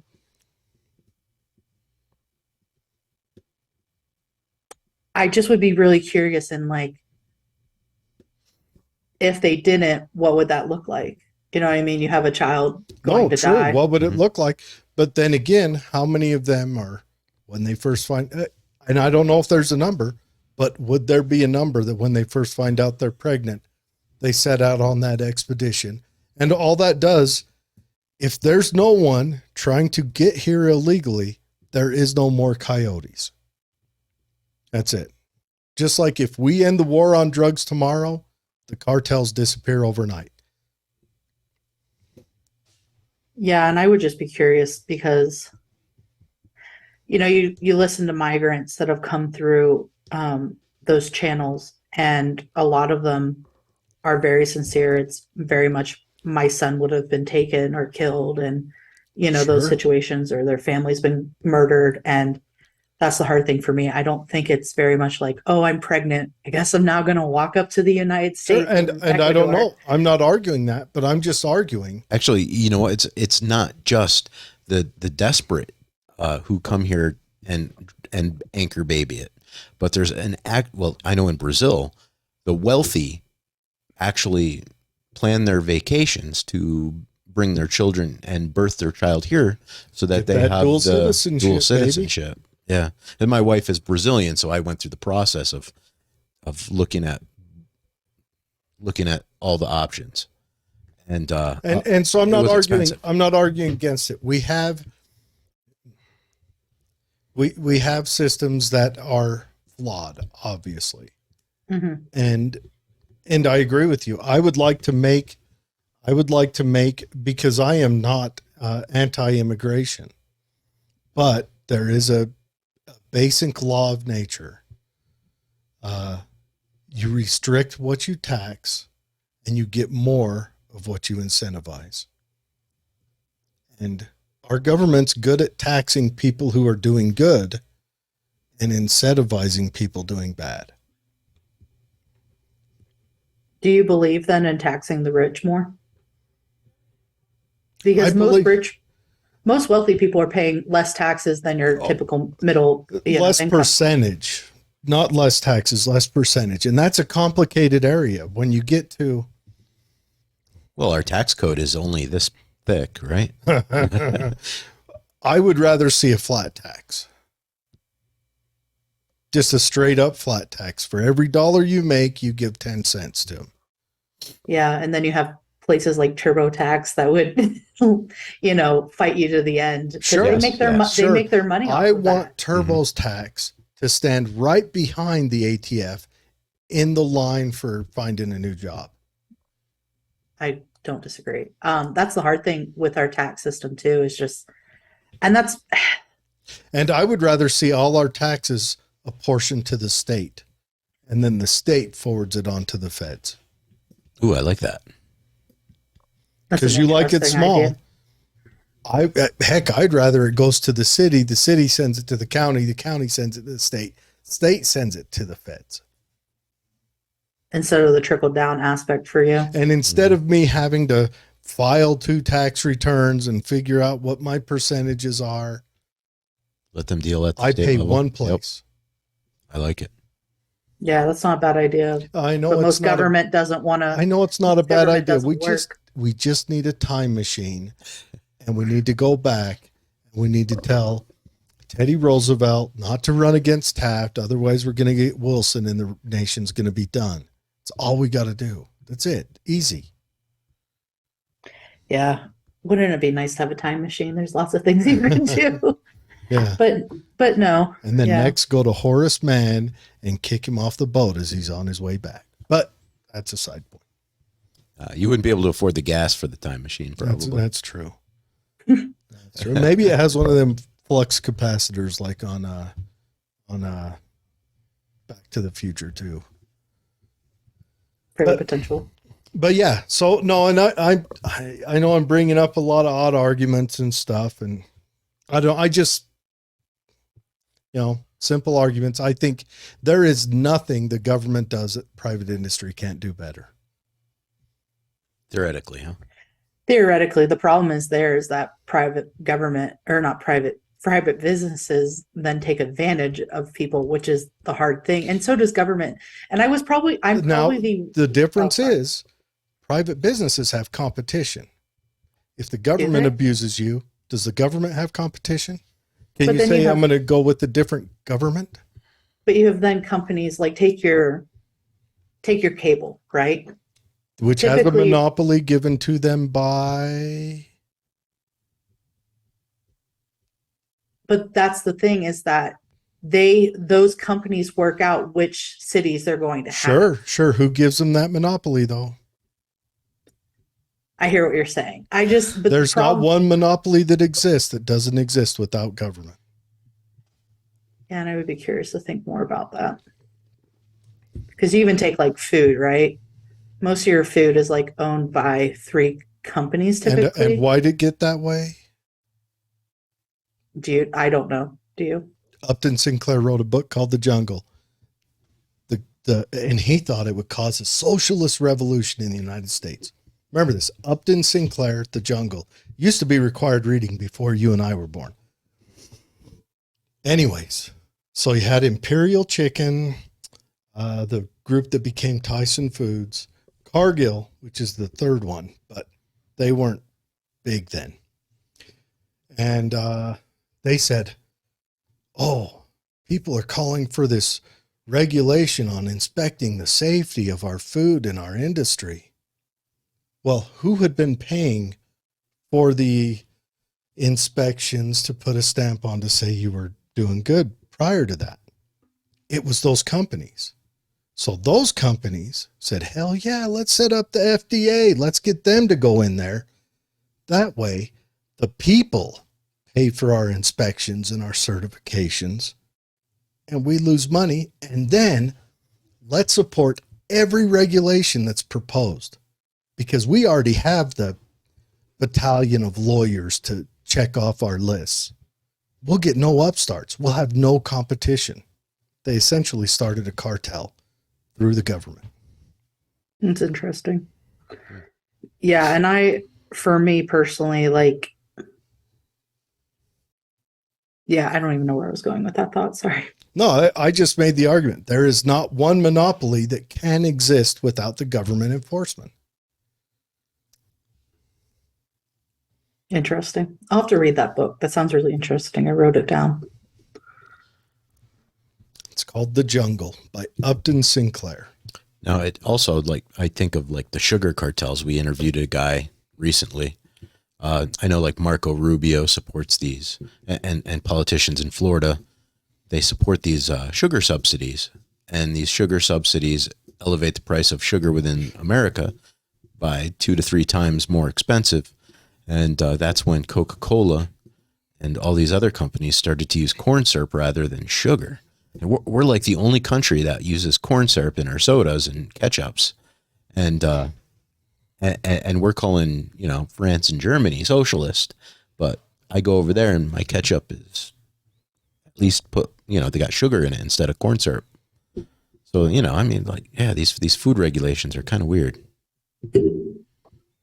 Yeah, and that's the hard thing is that America is definitely like built semi on corn. You know what I mean? Growing up where I did, we had corn. We had that every year as a produce that we made, and that was just the way of living for so many people that I knew. And I know that's a big thing around this our country is corn agriculture and agricultural in general. Yeah, it did that. I don't know. I'd have to dig in more onto that, but I wonder how much of our agricultural environment has been changed to keep up with the corn subsidies and that, because corn is the number one crop, corn and soy. Yeah. Yeah. I don't miss growing corn though. No, you never went out there on a late spring night and built a baseball diamond. If I did that, my grandfather would beat the ever living like crap out of me. Yeah. Oh no, you could never like ruin the corn because like that's loss of profit. So no. But yeah, Utah County, the big thing for me is like as a county chair, I really focus on my county and their needs. Because at the end of the day, that's the people that I answer to is the Democrats here in Utah County. And so with these types of situations that we're in, just trying to figure out the waters, like you asked me earlier, the value of the Democratic Party. I would consider myself probably more of a moderate I've worked for Republicans in the past for their campaigns. It was actually the first couple campaigns that I did. And so like that's the thing. The reason why I'm personally a Democrat though is because of unions. My dad and my grandfathers have always been a part of unions. And I do believe in their strength and their power. You know, recently, a childhood friend of mine was crushed in the steel mill, the local steel mill, and Not his the family. local one there in Utah County? No, Pennsylvania, where I grew Okay. up. Sorry. I'm sorry to hear that. Yeah, and the great thing about the union is like they're going to make sure his wife was pregnant, they have a young child, and so they're going to make sure like they get some benefits, you know, the funeral was paid for, those kind of things that's so important to have. Um, and that's like a huge reason why I'm a Democrat is because the unions, consumer protection, and then as we talked prior, immigration's a really big deal for me. Yeah, all good reasons. I'm not anti or pro union. They both have their plus and minuses, and you know, you can honestly argue sixes both way. I mean, if you're an international harvester guy, you might disagree with me on the pro union thoughts, and For sure. you know, and if you've ever talked to anyone who works on the West Coast, you might disagree with me the other way. Either way, I think, and well, just, you know, I'll go my preacher mode. Anything to excess is bad.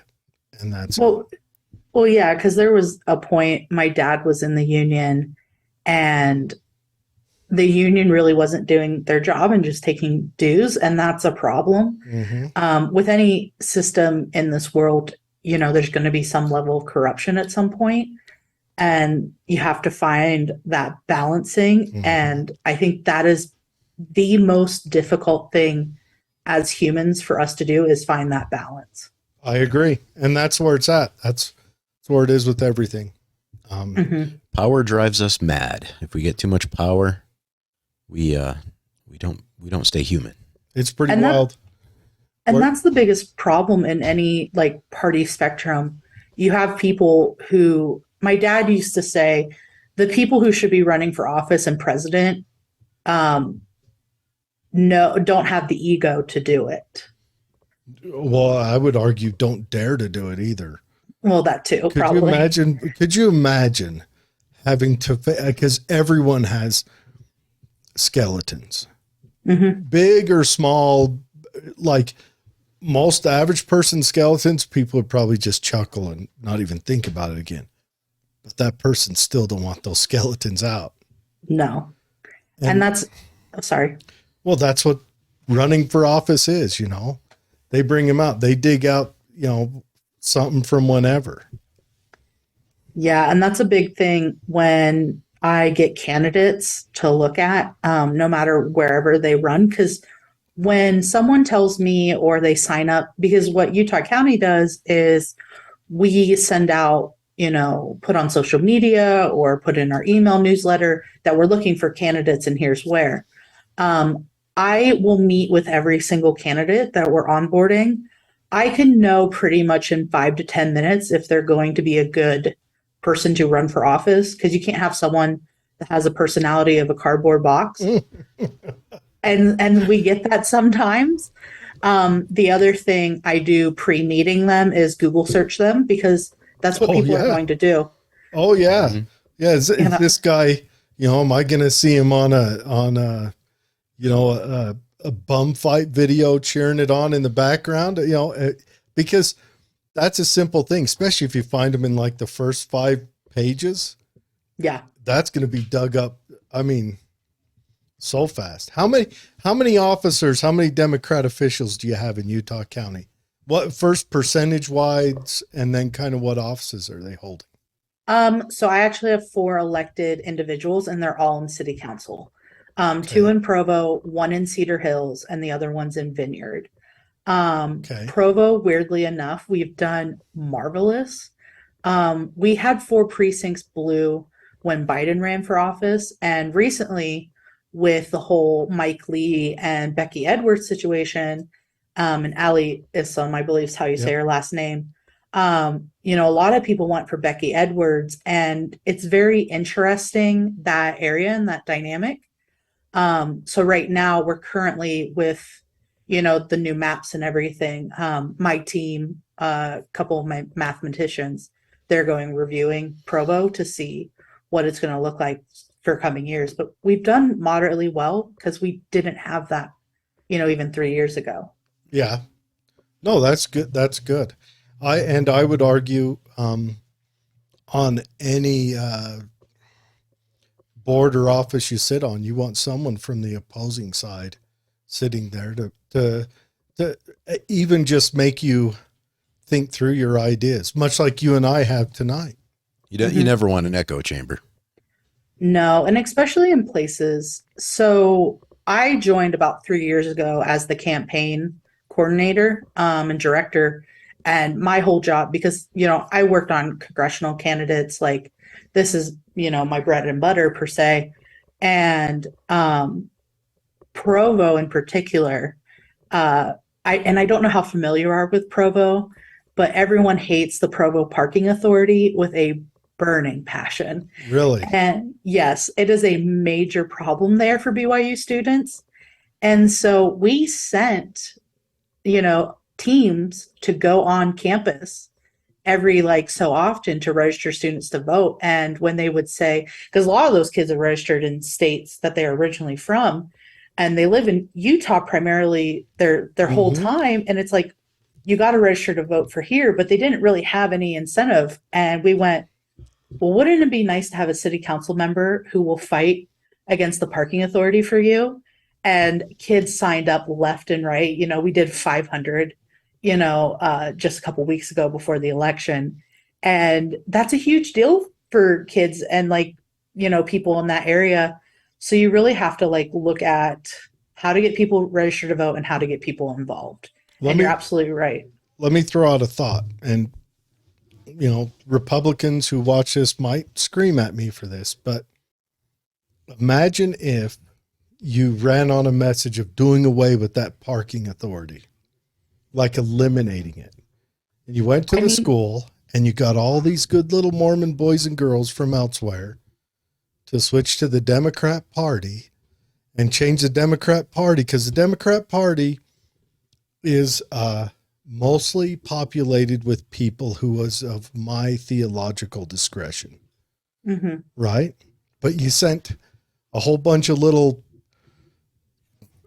Christians out into the world in you might change the face of a lot of cities and states doing something like that.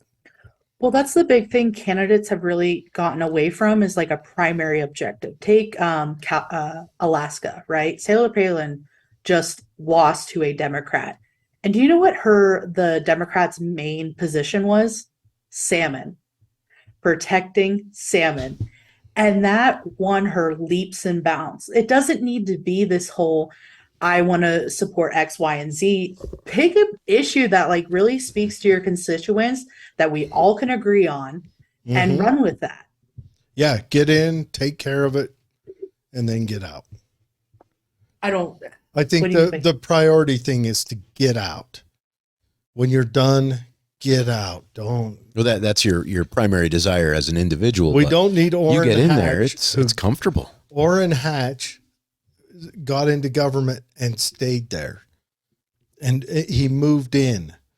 They probably can't get the smell out of the senatorial building yet. He was there something like 40 years. Nancy Pelosi, she's there for 40 years. Biden, he was there for 47 years. Biden's still there. 47 years, and every awful law that was passed by him. Oh yeah, you take the war on drugs, the war on drugs, the assault on the minorities, where they adjudicated them differently in courts. That was Biden. Anita Hill, you know what I mean? He helped with that, and this is why I said I'm probably the worst Democrat to talk to. No, because that's what the Democrat Party needs. The Republicans need it too. You need people that's going to hold their people's feet to the fire from within inside. I agree. Because the problem is right now is we're seeing is this huge gap of age of congressional people. A Hmm. lot of them are very old, and that's exceptionally concerning. Let's say Mitch McConnell passes away. Who's going to take his place? Like, who has been trained for Yeah. that position in Well, Kentucky? it's not just that. You got boomers and Gen Zers, and everyone in between is like, all of my generation, the Xers were like, no, we're going to stay home. Yeah. And that's a huge problem because It is. how do your generation, Generation X, although considered the forgotten generation, they have valuable teaching Whoa. moments and things they lived through. Whoa. You don't want to bring anything that we taught anywhere near you guys. Well, that's okay. We were the ones that perfected, smoking in the boys' room and all that. That's just, You're the bad examples. You're fine leaving us, leave us, let us sit in the back and, run amok back there. Don't bring us on the assembly floor. That's just no way to handle that. I'm voting for you, Jared. No, you are not. Wait until the stink comes out. But that's just the problem. We haven't really, and the reason why they keep candidates like Mitch McConnell, Nancy Pelosi, Chuck Schumer, that Geasley guy that's going to be like 100, with this next term, his term being done. They keep them because they can fundraise. They keep them because not just they can fundraise, but it's name recognition for the party. For sure. Because Pelosi, no Republican is ever going to win Pelosi's seat. No. It's not until the nation burns down. Just like no Democrat is going to, well, I would argue McConnell's safe. You've got those few people, what's those two Democrats that kept going against the party? Why am I forgetting? AOC, Alexandria. No, the lady in Arizona and the guy from West Virginia. Oh, Semena. Yeah, Cinema and anyways. Manchin. Everyone talks crap on them, but no other Democrat could hold those two seats. No other Democrat could take Cinema's seat in Arizona or Manchin's seat in West Virginia. Because if they're out, it's a Republican sitting in there. They are Democrats in a Republican stronghold. I think Arizona would be questionable, especially given the recent governor's race. It would be close, but it could be possible to keep a Democrat in there. And I believe Kelly ran just there too, and he won. Jesse, was it not Jesse? Anyway, I don't know. The really cool astronaut. That man could just run on "I'm an astronaut," and he would have won. Did he win? Yeah, Mark Kelly. Mark Kelly. My argument with that is, I don't want to go down his elections bullshit tirade right now, but why did Arizona forget how to count in the last 4 years? Because there's no reason that we can go from in-person voting and they know the next morning to we've got to wait a week and 3 days. So I don't care. I don't care what the reason is. Okay, that's fair. Because a computer had better be able to outcount what I can do. Yeah, and there's reasons. And I don't care what the reasons are. I hear you. You cannot justify to me why that happened. You just can't. Yeah. Florida had theirs in the next morning. How close was the race? I don't care how close it was. Yeah, you got to care how close it is because that's when it counts. Okay, sure. A week and a half to even give you the first count. We got to curate ballots because, look at Salt Lake, Claire Collar, Elizabeth Waite's race. They're 100 votes apart, and so what's happening now with voters who their ballots couldn't be counted, they're having to contact them, work through that process to make sure their vote even counts. Yeah. Well, if that's the case, we need to go back to paper. I don't care. put pots on either end of a stadium and you walk by with a white rock or a black rock. I don't care, because the Greeks had this shit figured out 2,000 years ago. How many people could vote in the Greek times? Hey, you know, I've often argued I'm not a fan of democracy. I don't think there's any reason why my moron neighbor should decide how I live. Yeah, that's interesting. Well, rather your neighbor than the monarch, right? Fair. Sure. Mhm. I don't know. I would. Yeah. You do get bad monarchs. I mean, we had a whole cacophony of them in, 1930s. But my moron neighbor's pretty dumb.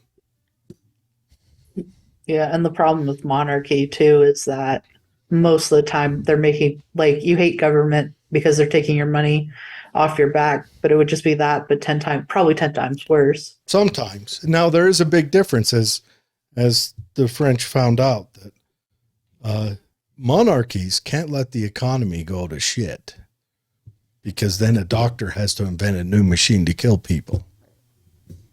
That's an interesting thought. But no, But yeah, and it's I agree with you. And I don't want to hark on you, because, we do still need Democrats in there. So you've got some city county. Do you have any county positions that are held? no, not at this time. Because here's the thing, when I came into this as the campaign coordinator, we didn't have anything. And so I think, like with January, I mentioned earlier, the biggest problem I'm seeing across the state is people want to run for these state offices when they have no name recognition. And so what I started doing was creating my so-called bench. And so I have these 4 individuals right now. A couple of them I think will move on to higher positions, just waiting for that time. But that's kind of like the situation is, the next step would be county. But we'll just, have to slowly progress that. That's the hard thing with politics, is people don't understand. This isn't an overnight situation. This is, years of commitment of working in this space, especially when you're like me, who's a county or campaign worker for the last, 15 years. I agree with you. Have some people where they want to run for politics, and you say, all right, you're going to start hanging out with me. You're going to start getting to know people that are in this space, and we're going to get you ready. And in 2 years, we're going to apply you for a city position. How long do you think Trump primed himself for the presidency? Well, he ran, I think, 2 times. He ran in 90. Well, okay. He started a run in 98, didn't he? Or no, was it 2000? But he didn't even make it into the primaries that time. But he did. He ran a few times and talked about it all the time. And, but Trump has name recognition. Trump has name I mean, And he still had struggles in the early Oh, days, yeah. right? I mean, wasn't he a Democrat at first too? I mean, maybe he switched parties. He was a Democrat through the 80s, and then he was just a celebrity through the 90s. Right place, right time. In the 90s, is there another wasn't big a thing. lot of political party amongst the celebrities. They just ran in circles of other rich people. We didn't really schism politically until Trump got in, but it kind of kicked off during the end of Bush, and then really picked up during Obama. But no, I like that idea, because you can get them in there. They can learn things. They can see things. They can learn how to talk and manage people, helping out other candidates. They get to see that side of it. And then they also get to kind of hone their message and learn different avenues. I really like that idea. Yeah, because whenever as I was saying, like, I meet with candidates, my other question is, does your neighbors know you? And that's a big problem, where people are like, I know personally, I don't know my neighbors, and a lot of people don't. And that's another aspect too, is like, how well does your community know about your existence? And it's just part of, like, I have one lady that's on the my candidates. She did like they're in Provo's like a biking, having like more accessible biking lanes for people and have it be a little bit safer. Mhm. And she was on that committee for years. And so a lot of people knew her through that and knew who she was. And that was really helpful for her in her race. Oh yeah. Yeah. And that's a good thing, you get them primed. And if you can take someone for even 2 years, you can get them, you can build up that name recognition through moving them through channels of getting stuff done.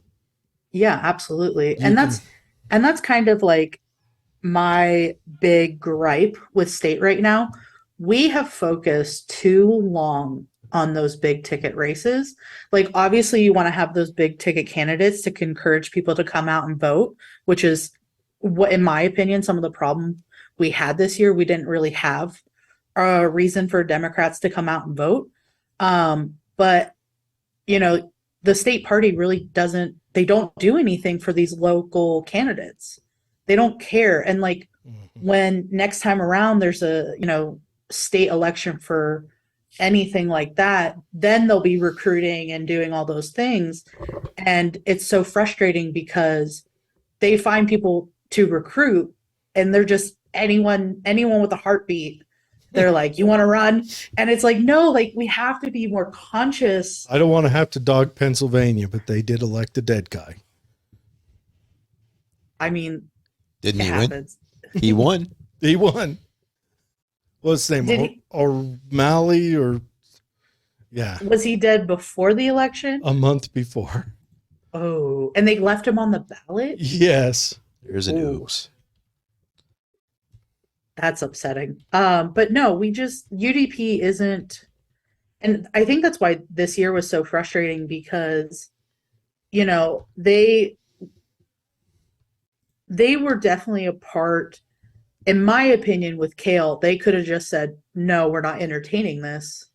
Like, Yep. Because the treasurer at the time, Sheila, of the state party, she said, I feel like she was like, this is a inappropriate use of funds because our party is here to elect Democrats. And I agree with that. I don't see a problem with the Democratic Party helping independents when there's not a Democrat in the race. Yeah. Because in Utah County, I have helped people that are not Democrats, that are typically registered unaffiliated, for their campaigns. And I'm allowed to do that as a county because there's not a Democrat in the race. And so I don't I know why they did this, but you can't have this side husking of a Democrat just because of this person. And in my opinion, I believe Ben McAdams and Jenny Wilson and people like that were huge fighters for this internally because, in my opinion, and especially being from Pennsylvania, why do politicians control the party? Yeah. Like, why does the ex leader of that, like, why does the ex president control the party? Absolutely. Like Trump right now dominates the Republican Party. Mm-hmm. Biden still dominates the Democrat Party, even if their name isn't on the head of it. They dominate, but I think that's because of the people. Obama is still highly loved in the Democrat Party. Obama did a lot of awful things as president, even on Democrats' eyes. He committed more drone strikes than any other president. He, kicked out more illegal aliens than any other president. But he still is well loved because he was there last time at the Super Bowl. And that's what it's about. My problem isn't with being well loved, it's calling the shots. That bothers me. Because I don't think you should have any political person, especially someone who was a one-term candidate, deciding the shots for the party. And that's the thing is, people who are at UDP on the state level of any party or even national, they need to be strategists. They need to be looking at the party as a whole And we did not do that, because if we would have, and we would have fought, to tell people like Ben McAdams and Evan McMullen when they're stacking these conventions and said, no, you're not doing this, the health of our party would be so much better right now. Like the Salt Lake chair told me they lost like $2,000 of donations right after the election and like, it was a lot of volunteers. I don't remember the number. I've lost volunteers.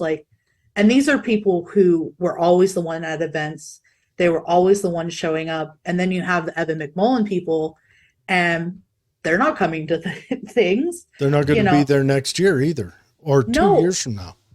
And I think that's the most frustrating part, because I gave some of Evan McMullen's people leadership positions in Utah County, and I didn't, at the time, I wanted to believe in good faith that they were here to stay.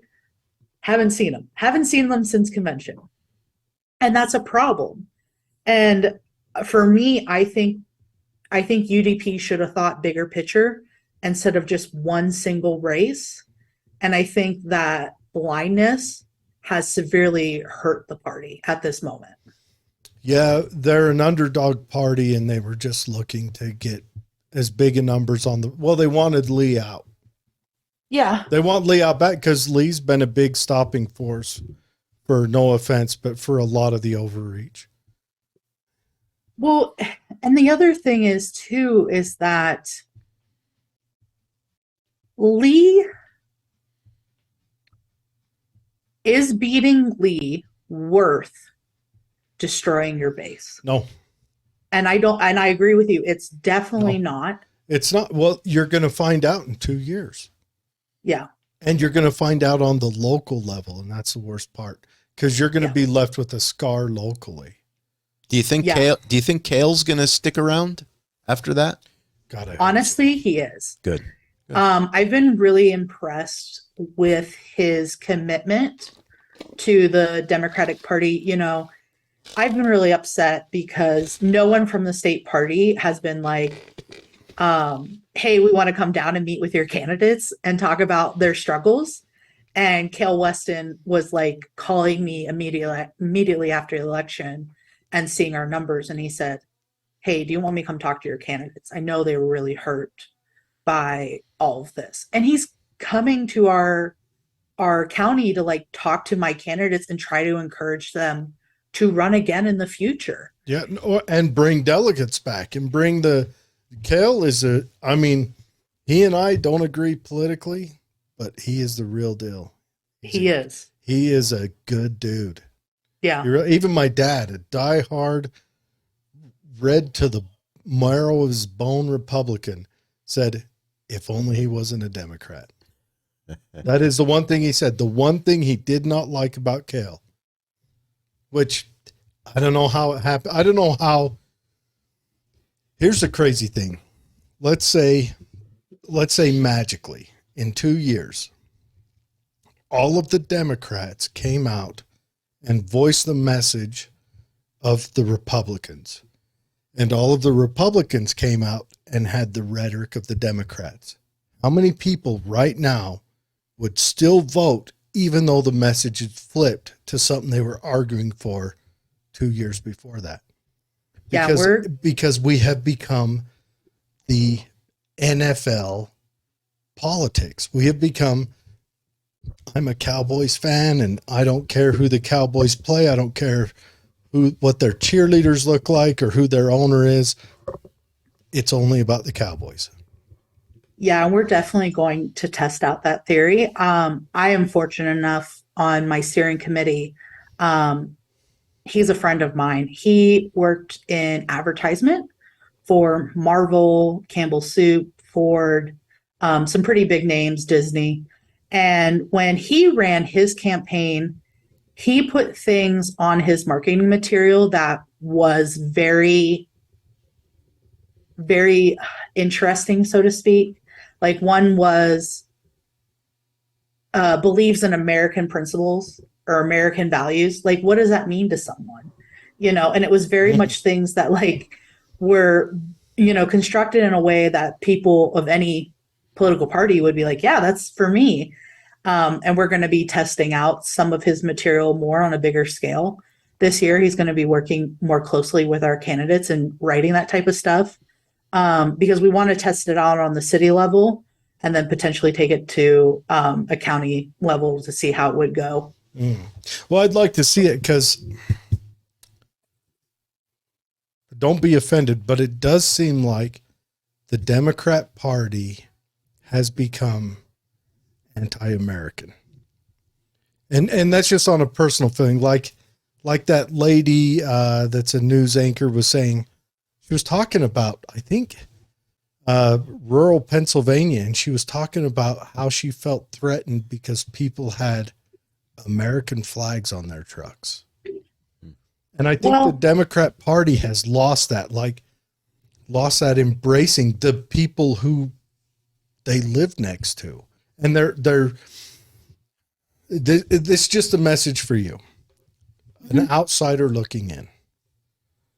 Democrats care about the super wealthy, the people on the margins, and anyone not American. Unless, of course, they want to drop drones on them. But that's what it feels like. That's because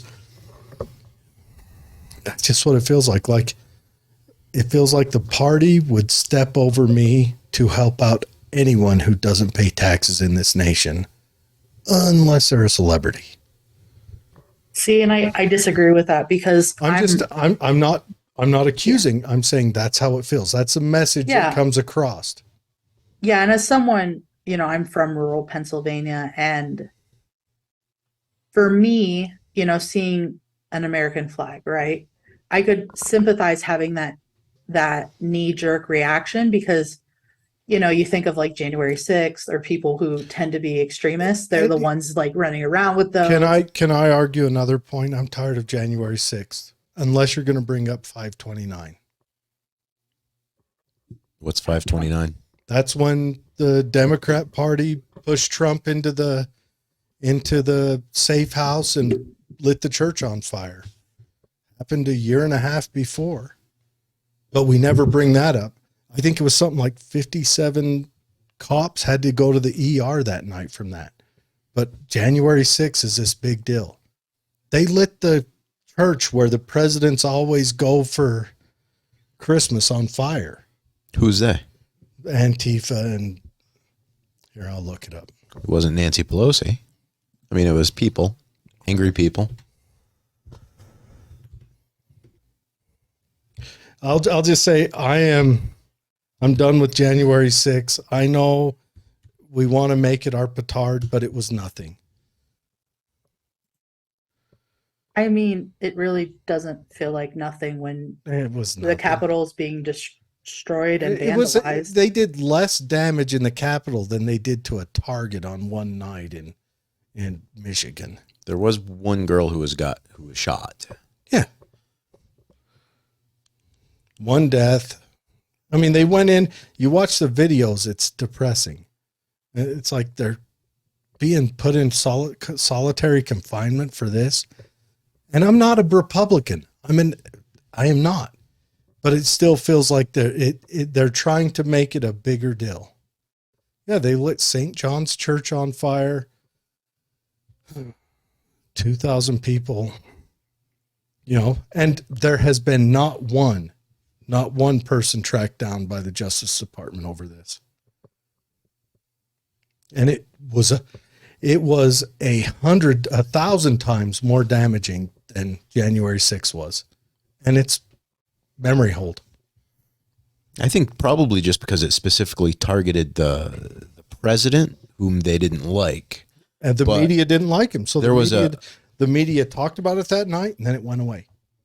Well, but January 6th has to be brought up every goddamn day from here on out. Some people, they broke windows. They sat in a chair. They might have even farted on her desk. The one guy with the podium that had the picture taken, you know what he did with the podium? He brought it back. No, he did not. He didn't? I thought he brought it back. He never took it.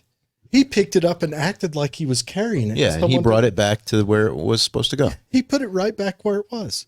But he picked it up. He did take I don't know. I'm trying to play devil's advocate. It's not very good. Keep going. But they've made it this. I'm sorry, no offense to Democrats, but you've tried to make it your big moment to win sympathy, and it's losing value.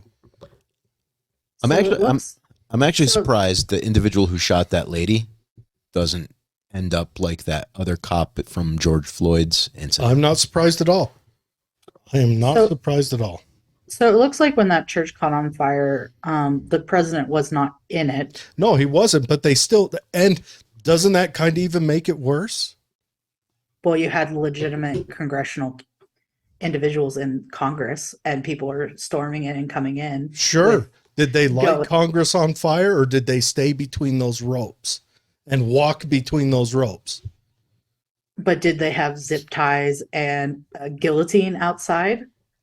A guillotine? No, they did not have a guillotine outside. One guy did have zip ties. He did have zip ties. Is it illegal to have zip ties though? One, let me tell you why he had zip ties. Because the guy's tactical. He's one of those guys who thinks he's cool, so he buys a tactical vest, right? Uh-huh. And he buys the tactical vest and hangs his doodads on it, maybe even puts a patch on it that says his name and his militia or region or whatever. He was also an ex-Fed, I think, if I remember. He was an I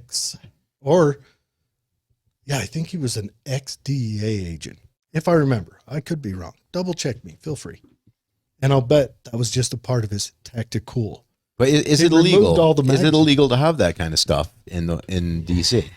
Like, I wouldn't be surprised. Honestly. Can I walk around with handcuffs? You probably can't walk around with an exposed toothpick in DC. Not like the great state of Utah. Zip ties aren't very effective to restrain people because you can get out of them with your shoelaces. They're not very effective to restrain people without the weapon to get them to put their hands where you want them to put the restraints on. Where was he armed? No. Was anyone armed with weapons? There were two people found. One of them was an agent who was there off duty but carrying his service weapon. Okay. And he was a federal agent. He wasn't there supporting the riots. I think or supporting the protest or whatever you want to call it. I think he was just there. Kind of, hey, something new's going on and it's a freaking Tuesday and I'm off today and I'm bored. Right. And did anyone have weapons when they burned the church down? I don't know. Because it doesn't look like it from what I'm seeing. They did have blunt weapons. Because again, it was something like 71 police officers got treated for trauma. Like like ambulance runs. Right. Well, maybe the police officers attacked first though, too. Sure. Maybe. That's the hard thing with protest is. But the rough part about it is that was memory hold. Call it worse, call it not as bad as January 6th. I don't care. But this is a message to all you Democrats. Don't talk about January 6th unless you're willing to bring up shit like that. Because I'm tired of this double standard that's running through our media. Just because you don't like the president and you don't like the politics doesn't forgive the antics that went on for 2 fucking years. Yeah, and for me, when I worked for my congresswoman, do you know who Gabby Giffords is? I do. Mm-hmm. My congresswoman was working at the same time that Gabby Giffords was shot. And for me, it's very... How about Scalise?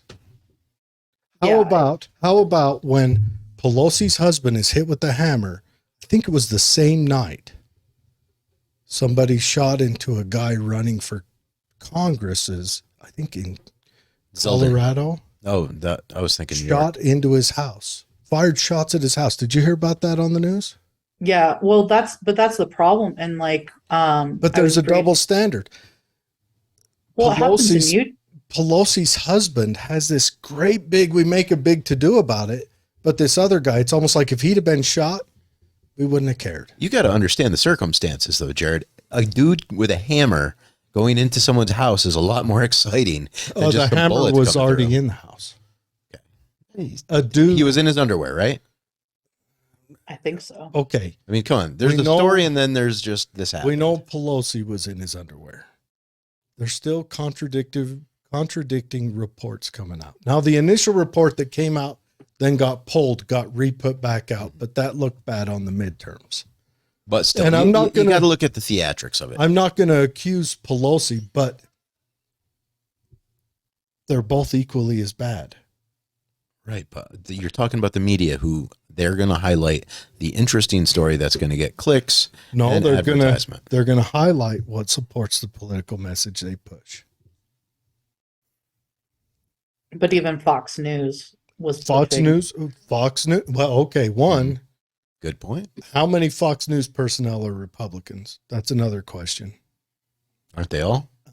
No. What was that guy who moderated the debate that left Fox News right after Trump, right after that debate? It isn't O'Reilly, is it? No. A regular anchor. Not a opinion troll. Megyn Kelly, right? No, the dude, old guy with the big head. Looked like he learned to walk via gravity. He's been a Democrat forever. But that's because in those large cities where you host these media outlets, Democrats own the field. They do. And also colleges, not getting a lot of Republicans out of college. Yeah. True that. But still, unless you're going to Temple or Liberty or Hillsdale, sure. Yeah. But then again, you could probably count 5 colleges that are producing over 50% Republican to all the rest. Yeah, and it just and I'm not dogging it. I'm not saying that's wrong, right or wrong. Yeah. I just don't want to hear about January 6th again unless you're going to talk about all the other shit that went on. Yeah, and see, for me, it's just... Tell me about the guy who got killed in that Dorn, who got murdered. Tell me about him. Why'd he have to die? Yeah, well, we even have it here in Salt Lake. Members of both parties have been, Sandra Holland, she had a car lit on fire. There's other people on the Republican side that have been, attacked. And I think that's kind of the problem right now in this country is we've stopped seeing people as people, and we see them as this one, tone individual. And I think that's part of the problem too. Yeah. Or can I go with another argument? Mm-hmm. Justinian dealt with this, but do you think it's because politics is so intrinsic in every part of your life that anytime a political change is made, it can uproot your life? That it becomes warfare for what you perceive as living. I would argue that when the government takes 35% of my income, that's pretty goddamn heavy. See, and for me, I don't really think that is what's at play. I think it's because it is a constant 24/7 with social media and other places. I think we've just been so bombarded over the last years. And because here's the things, bills get passed both state and federal level that people have no idea are being passed. And a lot of it is that really just social media bombarding. If I go on Twitter right now or, TikTok, I'm going to see 10 things that I didn't subscribe to that's political. And my TikTok is fairly well curated. It's mostly baby goats in pajamas and things like that, but I like that. That's what I like to giggle at. Well, hey, I don't think there's anything wrong with the population being aware politically because, I don't want to lose my gun rights. Hold on. They don't want to lose their abortion rights. They don't want to lose. Do you think this bombardment is making people more politically aware, though? I think it provides cover for those bills that she's talking about, like the bills that you don't know are coming through the legislation. I think Facebook does it because the same way when they did the 10 years ago, those anti-police videos kept popping up, what was it, audit the police or whatever. They got clicks. It'd get people emotional, and they get clicks, and they'd want to dig deeper. What's next? And I think that's why Facebook does it. I don't think Facebook even cares. I think Facebook only does it because it gets more eyes on Facebook. They can pop an ad in the left-hand corner of everything. Well, yeah, for sure. I think people are more politically aware, but it's so frustrating because I can't tell you how many people around myself who are politically aware from seeing things on social media, but they won't go vote. And my one cousin in particular, I was home in Pennsylvania, and he is very conservative. And I said, so who are you thinking about voting for this upcoming cycle? And he's like, I'm not voting. Well, look at the option he had. What was he? Was he in the Fetterman and Oz trial? What choice did you have there? You had a gun grabber or Fetterman? You had Fetterman, Oz, Shapiro. Shapiro was running for governor. Yeah, against Mastriano. Uh-huh. And then locally we had Mike Kelly. They pushed him out a plate of shit. And they said, which would you like to sample, sir? And had little toothpicks poking out of it. And he said, no, I'm good. Well, I don't vote. You're just trying to justify yourself, Jared. I don't vote for the same reason. Look, I don't care if it's been out in the yard and it's all dry and ashy, or if it's snapped fresh off the dog. I don't want to eat either of them. There was a libertarian running against Fetterman and Oz as well. And did he get any airtime? No. Well, and I could go on of why the Republicans didn't have really great candidates, but for Pennsylvania. Because Pennsylvania is newly purple. Well, I think. And that black lady that was running against Oz, that primaried against Oz, she should have been their person. Yes. But that knucklehead at Fox, what's his name? Sean Hannity? Sean Hannity. I know. Every time he talked about her, he would flash up. He should be hit for racist shit. He would flash up pictures of the right, because she was a black lady, but she is awesome. She is smart. My mom was hoping she would go through. Quick. She knows her stuff. She grew up dirt poor and earned her way through life. And Hannity, every time he talked about her, would show Black Lives Matter riots, and just like he tied her into that. Really? Yeah. Jeez. Well, and that's the hard thing too, is I think Mastriano was up against McCormick, and he was the better candidate as well. Because my mom was really disappointed that that woman you just spoke of and I forget her McCormick name. didn't go through. But that's the problem, is it's just like, it's part of the problem of the system, is that we keep voting for people who have no business in running, and there's just problems with it. I can't wait till we have a robot that does it. A robot that just rules our life. We just show up and it tells us what to do.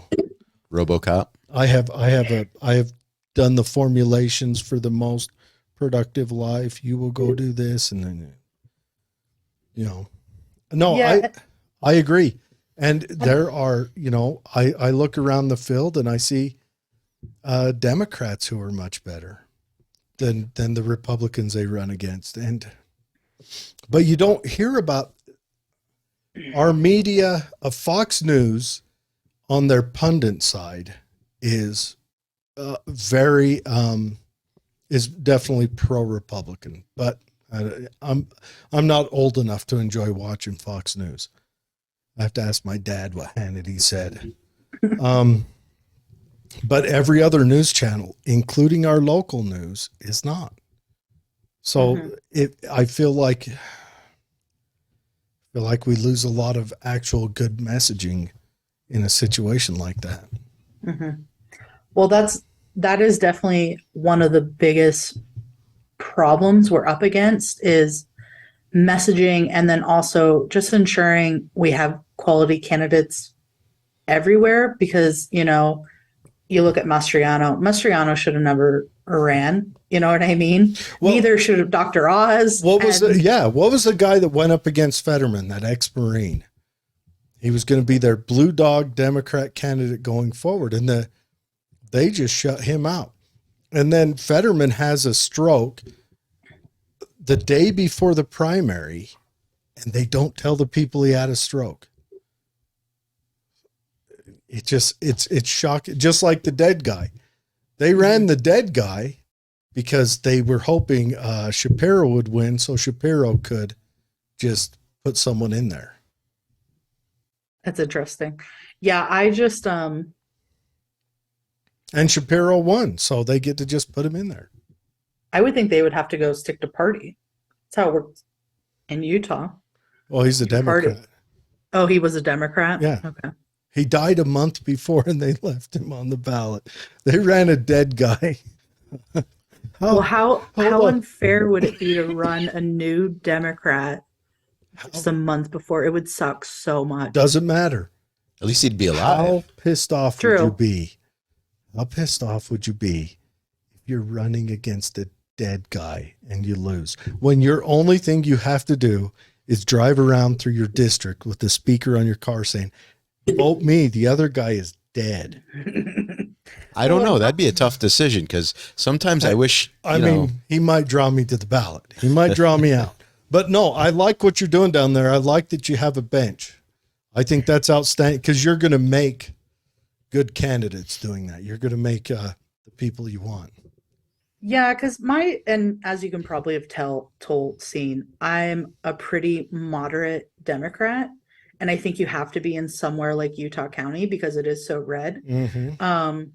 Because if I ran people like Salt Lake runs, I wouldn't have a chance, even if I ran them on city council and everyone knew them and loved them, That's a pretty good point.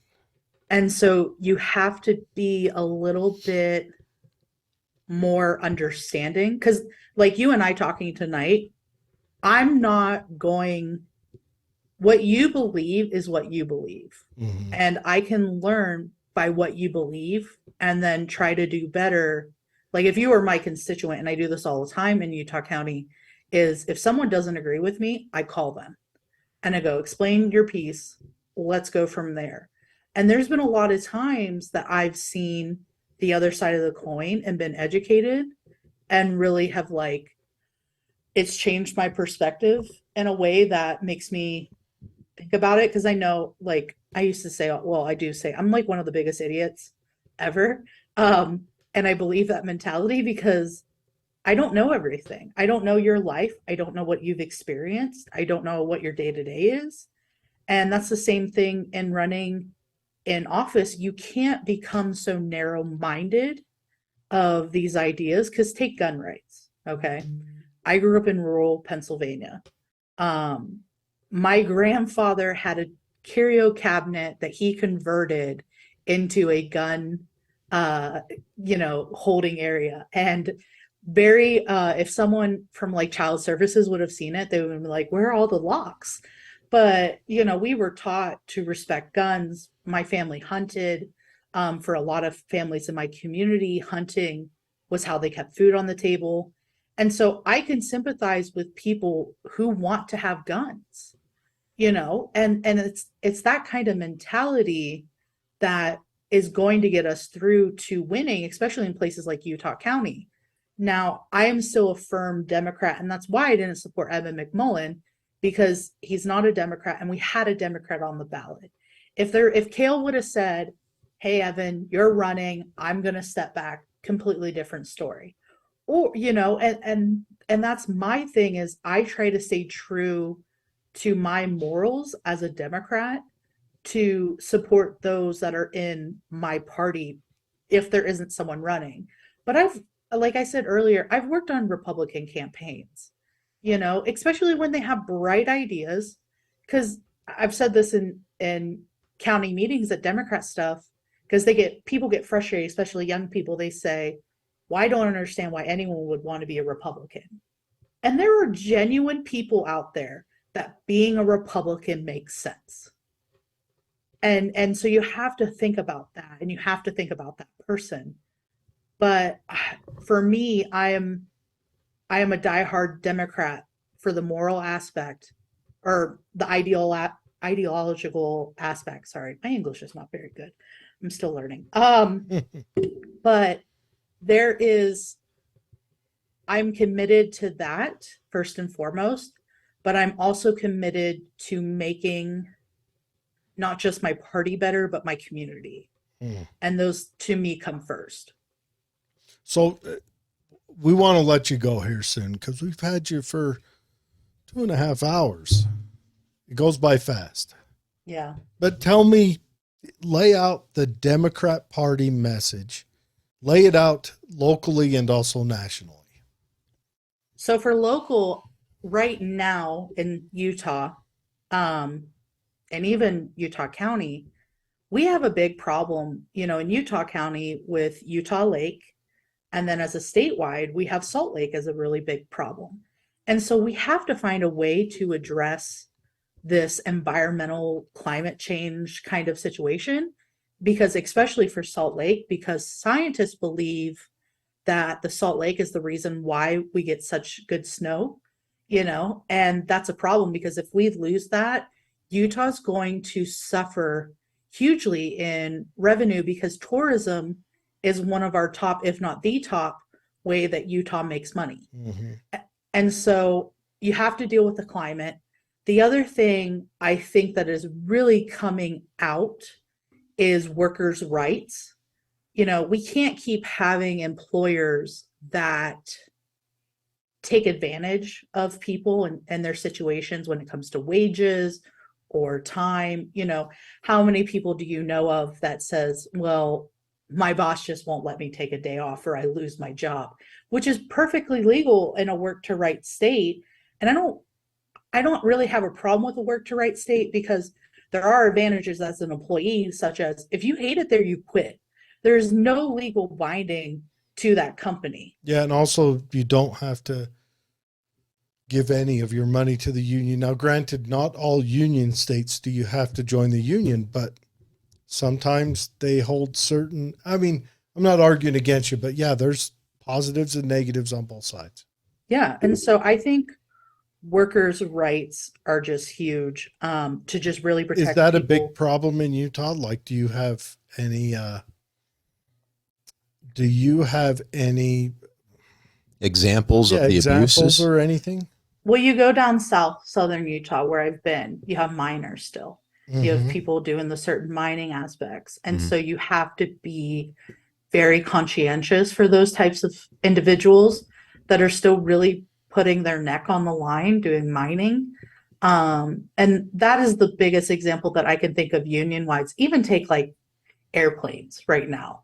Delta pilots have, I believe last time I looked, they have voted to strike, and that's Isn't Delta in Georgia though? Yeah, but we still employ people here. Yeah. So the pilots would all be employed out of Georgia, wouldn't they? Out of Savannah? And see, that would be curious because when I worked for my company that's based in New York City, my documents show Utah.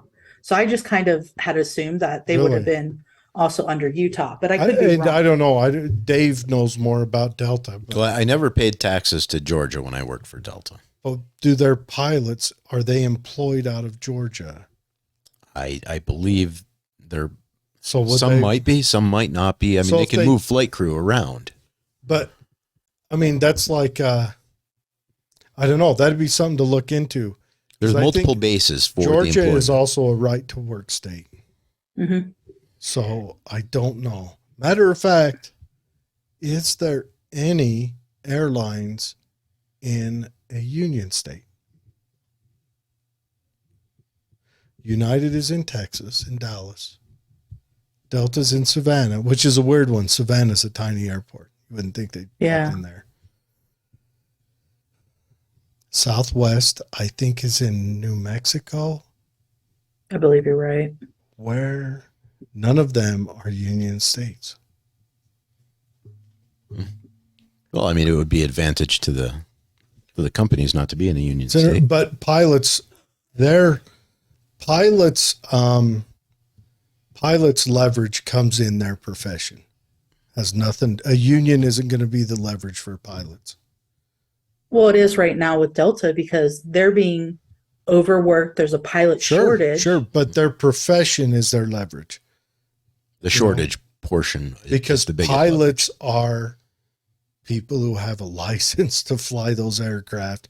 It's not like you can just go out and grab a scab and say, all right, hello, flight 439. Today, your pilot is, what's your name? His name is Bob. Bob, he's been on an airplane before. He was just wandering by the airport and we needed someone. They could have the baggage throwers do it.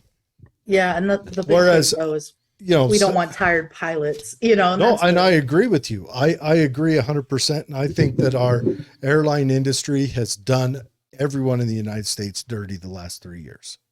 I would agree.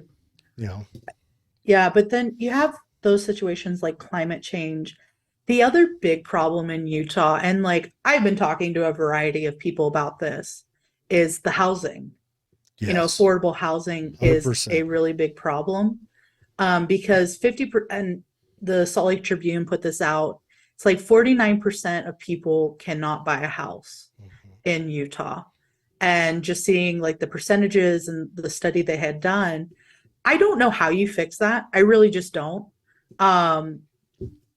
I have a couple ideas. That's a tough one because you just argued water a minute ago, and that's probably what restricts new houses. And new houses is the only way to drop the price. You've got to meet the supply and demand economy on that. You have to build more houses to drop the price, but our need for water restricts us from building new houses. Mm-hmm. Yeah. And water is definitely an issue, and that's becoming a nationwide issue with the Colorado River, because like Kale,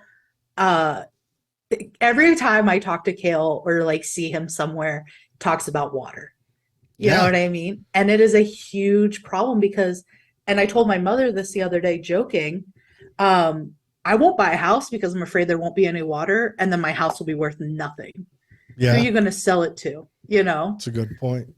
And that is a concern of mine, but that's definitely, with housing, I don't know how to fix that. It's the same thing with the homeless problem. What's your answer for the global warming? Well, I'm not an environmental scientist, but I do feel, since the moment of industrialization, obviously we're going to have more of that output being done. However, I do believe the planet does go through highs and lows.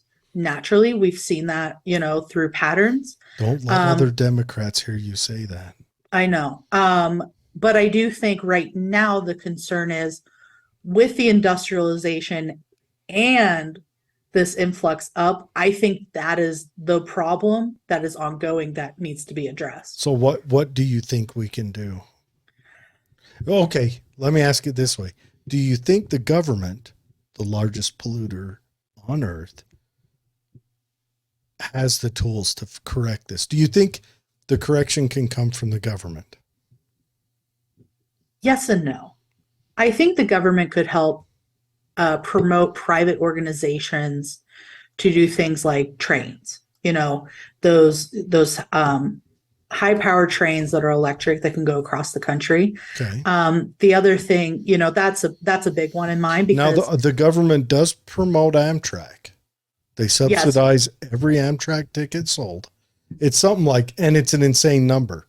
Like they subsidize like 72% of every ticket sold. But if you had the high speed ones where you can get there really quick, completely different story. No one's going to want to ride a train. I think, I looked into it. For me, going to Pennsylvania would be 2 days. Yeah. I can drive there in a car faster. And that becomes the thing. We have to start having quicker transportation. How do we get that built? Oh, I think some of that it's going to have to come from privatization. You know what I mean? You have to have people that are smart enough to build those things. And there are a lot of countries that already do in Europe to have those high speed trains available. I just think we have to start implementing it here. There's a couple. China's in kind of a financial pickle because after it started showing holes in their housing economy 8 years ago, they started building high-speed trains, and it's kind of put them in a financial bind, furthering their housing bind. So that's the question, is how do you get those built? And honestly, most of the time you have to have a need to get those built. There has to be a need for it. And that's the biggest problem right now is, through the years, the Koch brothers have made sure, and Salt Lake was an area that was pressured by them to ensure public transportation was almost piss poor, so to speak. And, we've had that interference. And I think now we have to figure out a correction. How did they do that? What did they do? From my understanding is that they helped pass bills in the state that, really made it not a priority to do that. Obviously, that has been changing with the things of... Can I argue another little point? Yeah. Okay, so state taxpayer funds going to building mass transit that only supports and applies to, let's call it what it is, Ogden, Salt Lake, and Provo. Mm-hmm. I live in Tooele. Yeah. There's not a mass transit that's going to help me out here. We can barely get a bus. But even then, a bus wouldn't help. A bus wouldn't help when per square mile you have something like 20 families or something. Buses don't work in situations like that. That's why we have 2 buses that roll through here every day. That's it. Or 4 or whatever. Because it doesn't work. Well, if they're not here, it's not going to work. But even then, it doesn't work. Our bus stops, one, to take a bus into Salt Lake's like a 2.5 hour affair. But that's part of the problem is, like I said earlier, with the train getting to Pennsylvania, we don't have right now the infrastructure to allow for quick travel and easy travel. Try getting from the west side of Utah, West Valley, to Sugar House. Mm-hmm. You're looking at I swear it feels like 8 hours to get to that side. And that's the problem though, is we don't have the infrastructure at this moment. And I do think we need to come up with a way to deal with that, because otherwise, I do think that's part of the problem with the planet. The other thing that really gets my goat per se with the planet is just the pollution we have in our waters. That's harmful to animals, because you look at my favorite animal, manatee, they're rapidly dying, and scientists have figured out it's because of the water acidity, I believe, with manatees. And so those species that do have a place in our ecosystem are dying. And so I think climate change as a whole is an exceptionally big task, and it's not going to just be, we'll put in a train. Get an electric car. I agree. I agree with you there. I think we need to change the whole culture, because we got this disposability culture, like this drink I got today, right? Mm-hmm. Well, you'll be happy to hear that I'm recycling this Jack Daniel's bottle right here with my Zip Fizz. But yeah, I didn't just drink a whole bottle of Jack Daniel's, just so the audience knows I'm not an alcoholic. I put my Zip Fizz in this glass bottle, and I don't have to throw it away. And I can reuse this glass bottle over and over again, because, I'm just so environmentally friendly. I do think, and I'm guilty of it too. Everyone is, but I think we have a disposable culture right now. Everything's disposable. I mean, I can't wait till the studies come out from the pandemic and all those masks that got thrown away. Oh, geez. Oh, yeah. What's that going to look like? Yeah. And it was forced on us by the very people who's been preaching global warming and all that for years. And then the mask wearing came out, and it had to be these disposable masks and everything else. And the rules came out at where I used to work. We couldn't use these half faces, long-term use masks. We had to use these approved disposable masks. And I'm like, what is big 3M putting you up to this? What the heck's going on with that? Which is weird, because the cartridge P100 masks are the only ones that are going to filter out The virus. We've already argued this to death. Yes, it was stupid. Yes, it didn't do anything. But remember, if you're wearing pants, you can't pee on the guy next to you or something like that. Well, and that's the hard thing is my grandmother helped raise me and my sister, and she was of the Depression era. And I used to kind of pick on her, and I regret it now.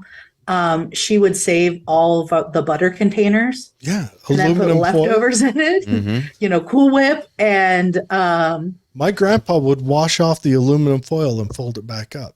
Oh my gosh, It was ridiculous. Yeah, sympathetic. But that's the thing is we've gotten away from that kind of mindset, and now we're here, and we're just so wasteful, and it's disgusting. I fill 2 garbages every week. I don't care what's going on. Yeah. Fill 2 garbages every week. Yeah. So for Utah right now, we just, those are the big 4 things: homelessness, environment, climate change, housing, water. And then I think on the national level, I think for the Democratic Party, I think some of it is going to be the abortion situation and finding out a way through that. The other thing, and this is where it'll get interesting, in my opinion, President Biden really got young people to vote for him because of student loan forgiveness and can't get it done. Now, some people believe knowingly, some people believe he didn't know. It doesn't matter either way. No, it's just a fact. But abortion also helps the young people on this thought. So this is this is a test study. I love it. Yeah, and in my opinion, it will be very interesting to see if he can't deliver on those things that the youth want. I don't think they're going to come out and vote for him. And even if Trump wins, I don't think they're going to give 2 shits. They're just going to go, sayonara, have fun, whatever. You couldn't do what we wanted. And because that's kind of our youth right now. They'll let you burn. And I'm here for it. And I'm kind of in that youth I think group. that's kind of a good thing, though. I don't imagine politicians just being washed off every 4 years, just scrubbed away. Well, you got to hold someone accountable somehow. Yeah, and that's how they do it. And what if they came out apolitical? I know you're partisan, Dave's partisan, but what if the youth were apolitical to where they went message by message and moment by moment? And I'm sorry, I think if the Democrat and Republican parties died on the vine, I think we'd be a better country. Yeah, and see, you don't have to agree with me. I recognize where you're at. Yeah. But I think there's too much divisive rhetoric coming out of the 2 parties. I mean, let's face it. We may as well just get ready for, to sing The Union Boys Are Coming Home or whatever that stupid Civil War song is, because that's where we're headed. The media is driving us to it. The parties are driving us to it. And if they died on the vine, I think we'd be better off. Yeah, and I have the same concerns as you. And I think that's where I think the core problem is, though, is we need to start humanizing the other side. We do, and we need to start steel manning the other side. If you're going to argue against them, get to know their message, so that I honestly don't want to hear anyone unless they can recite the opposing message to me.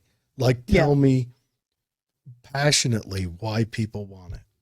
Yeah, because you look at certain aspects of the Republican Party, and I said earlier, they're Republican for a reason, and that's just the genuine fact, and it just depends. Yeah, still man the Republican message. Still man, I want to be able to still man both messages. Mm-hmm. And then not vote for either of them and continue to not vote. Yeah. And so I think that'll be interesting coming up in the next years with those 2.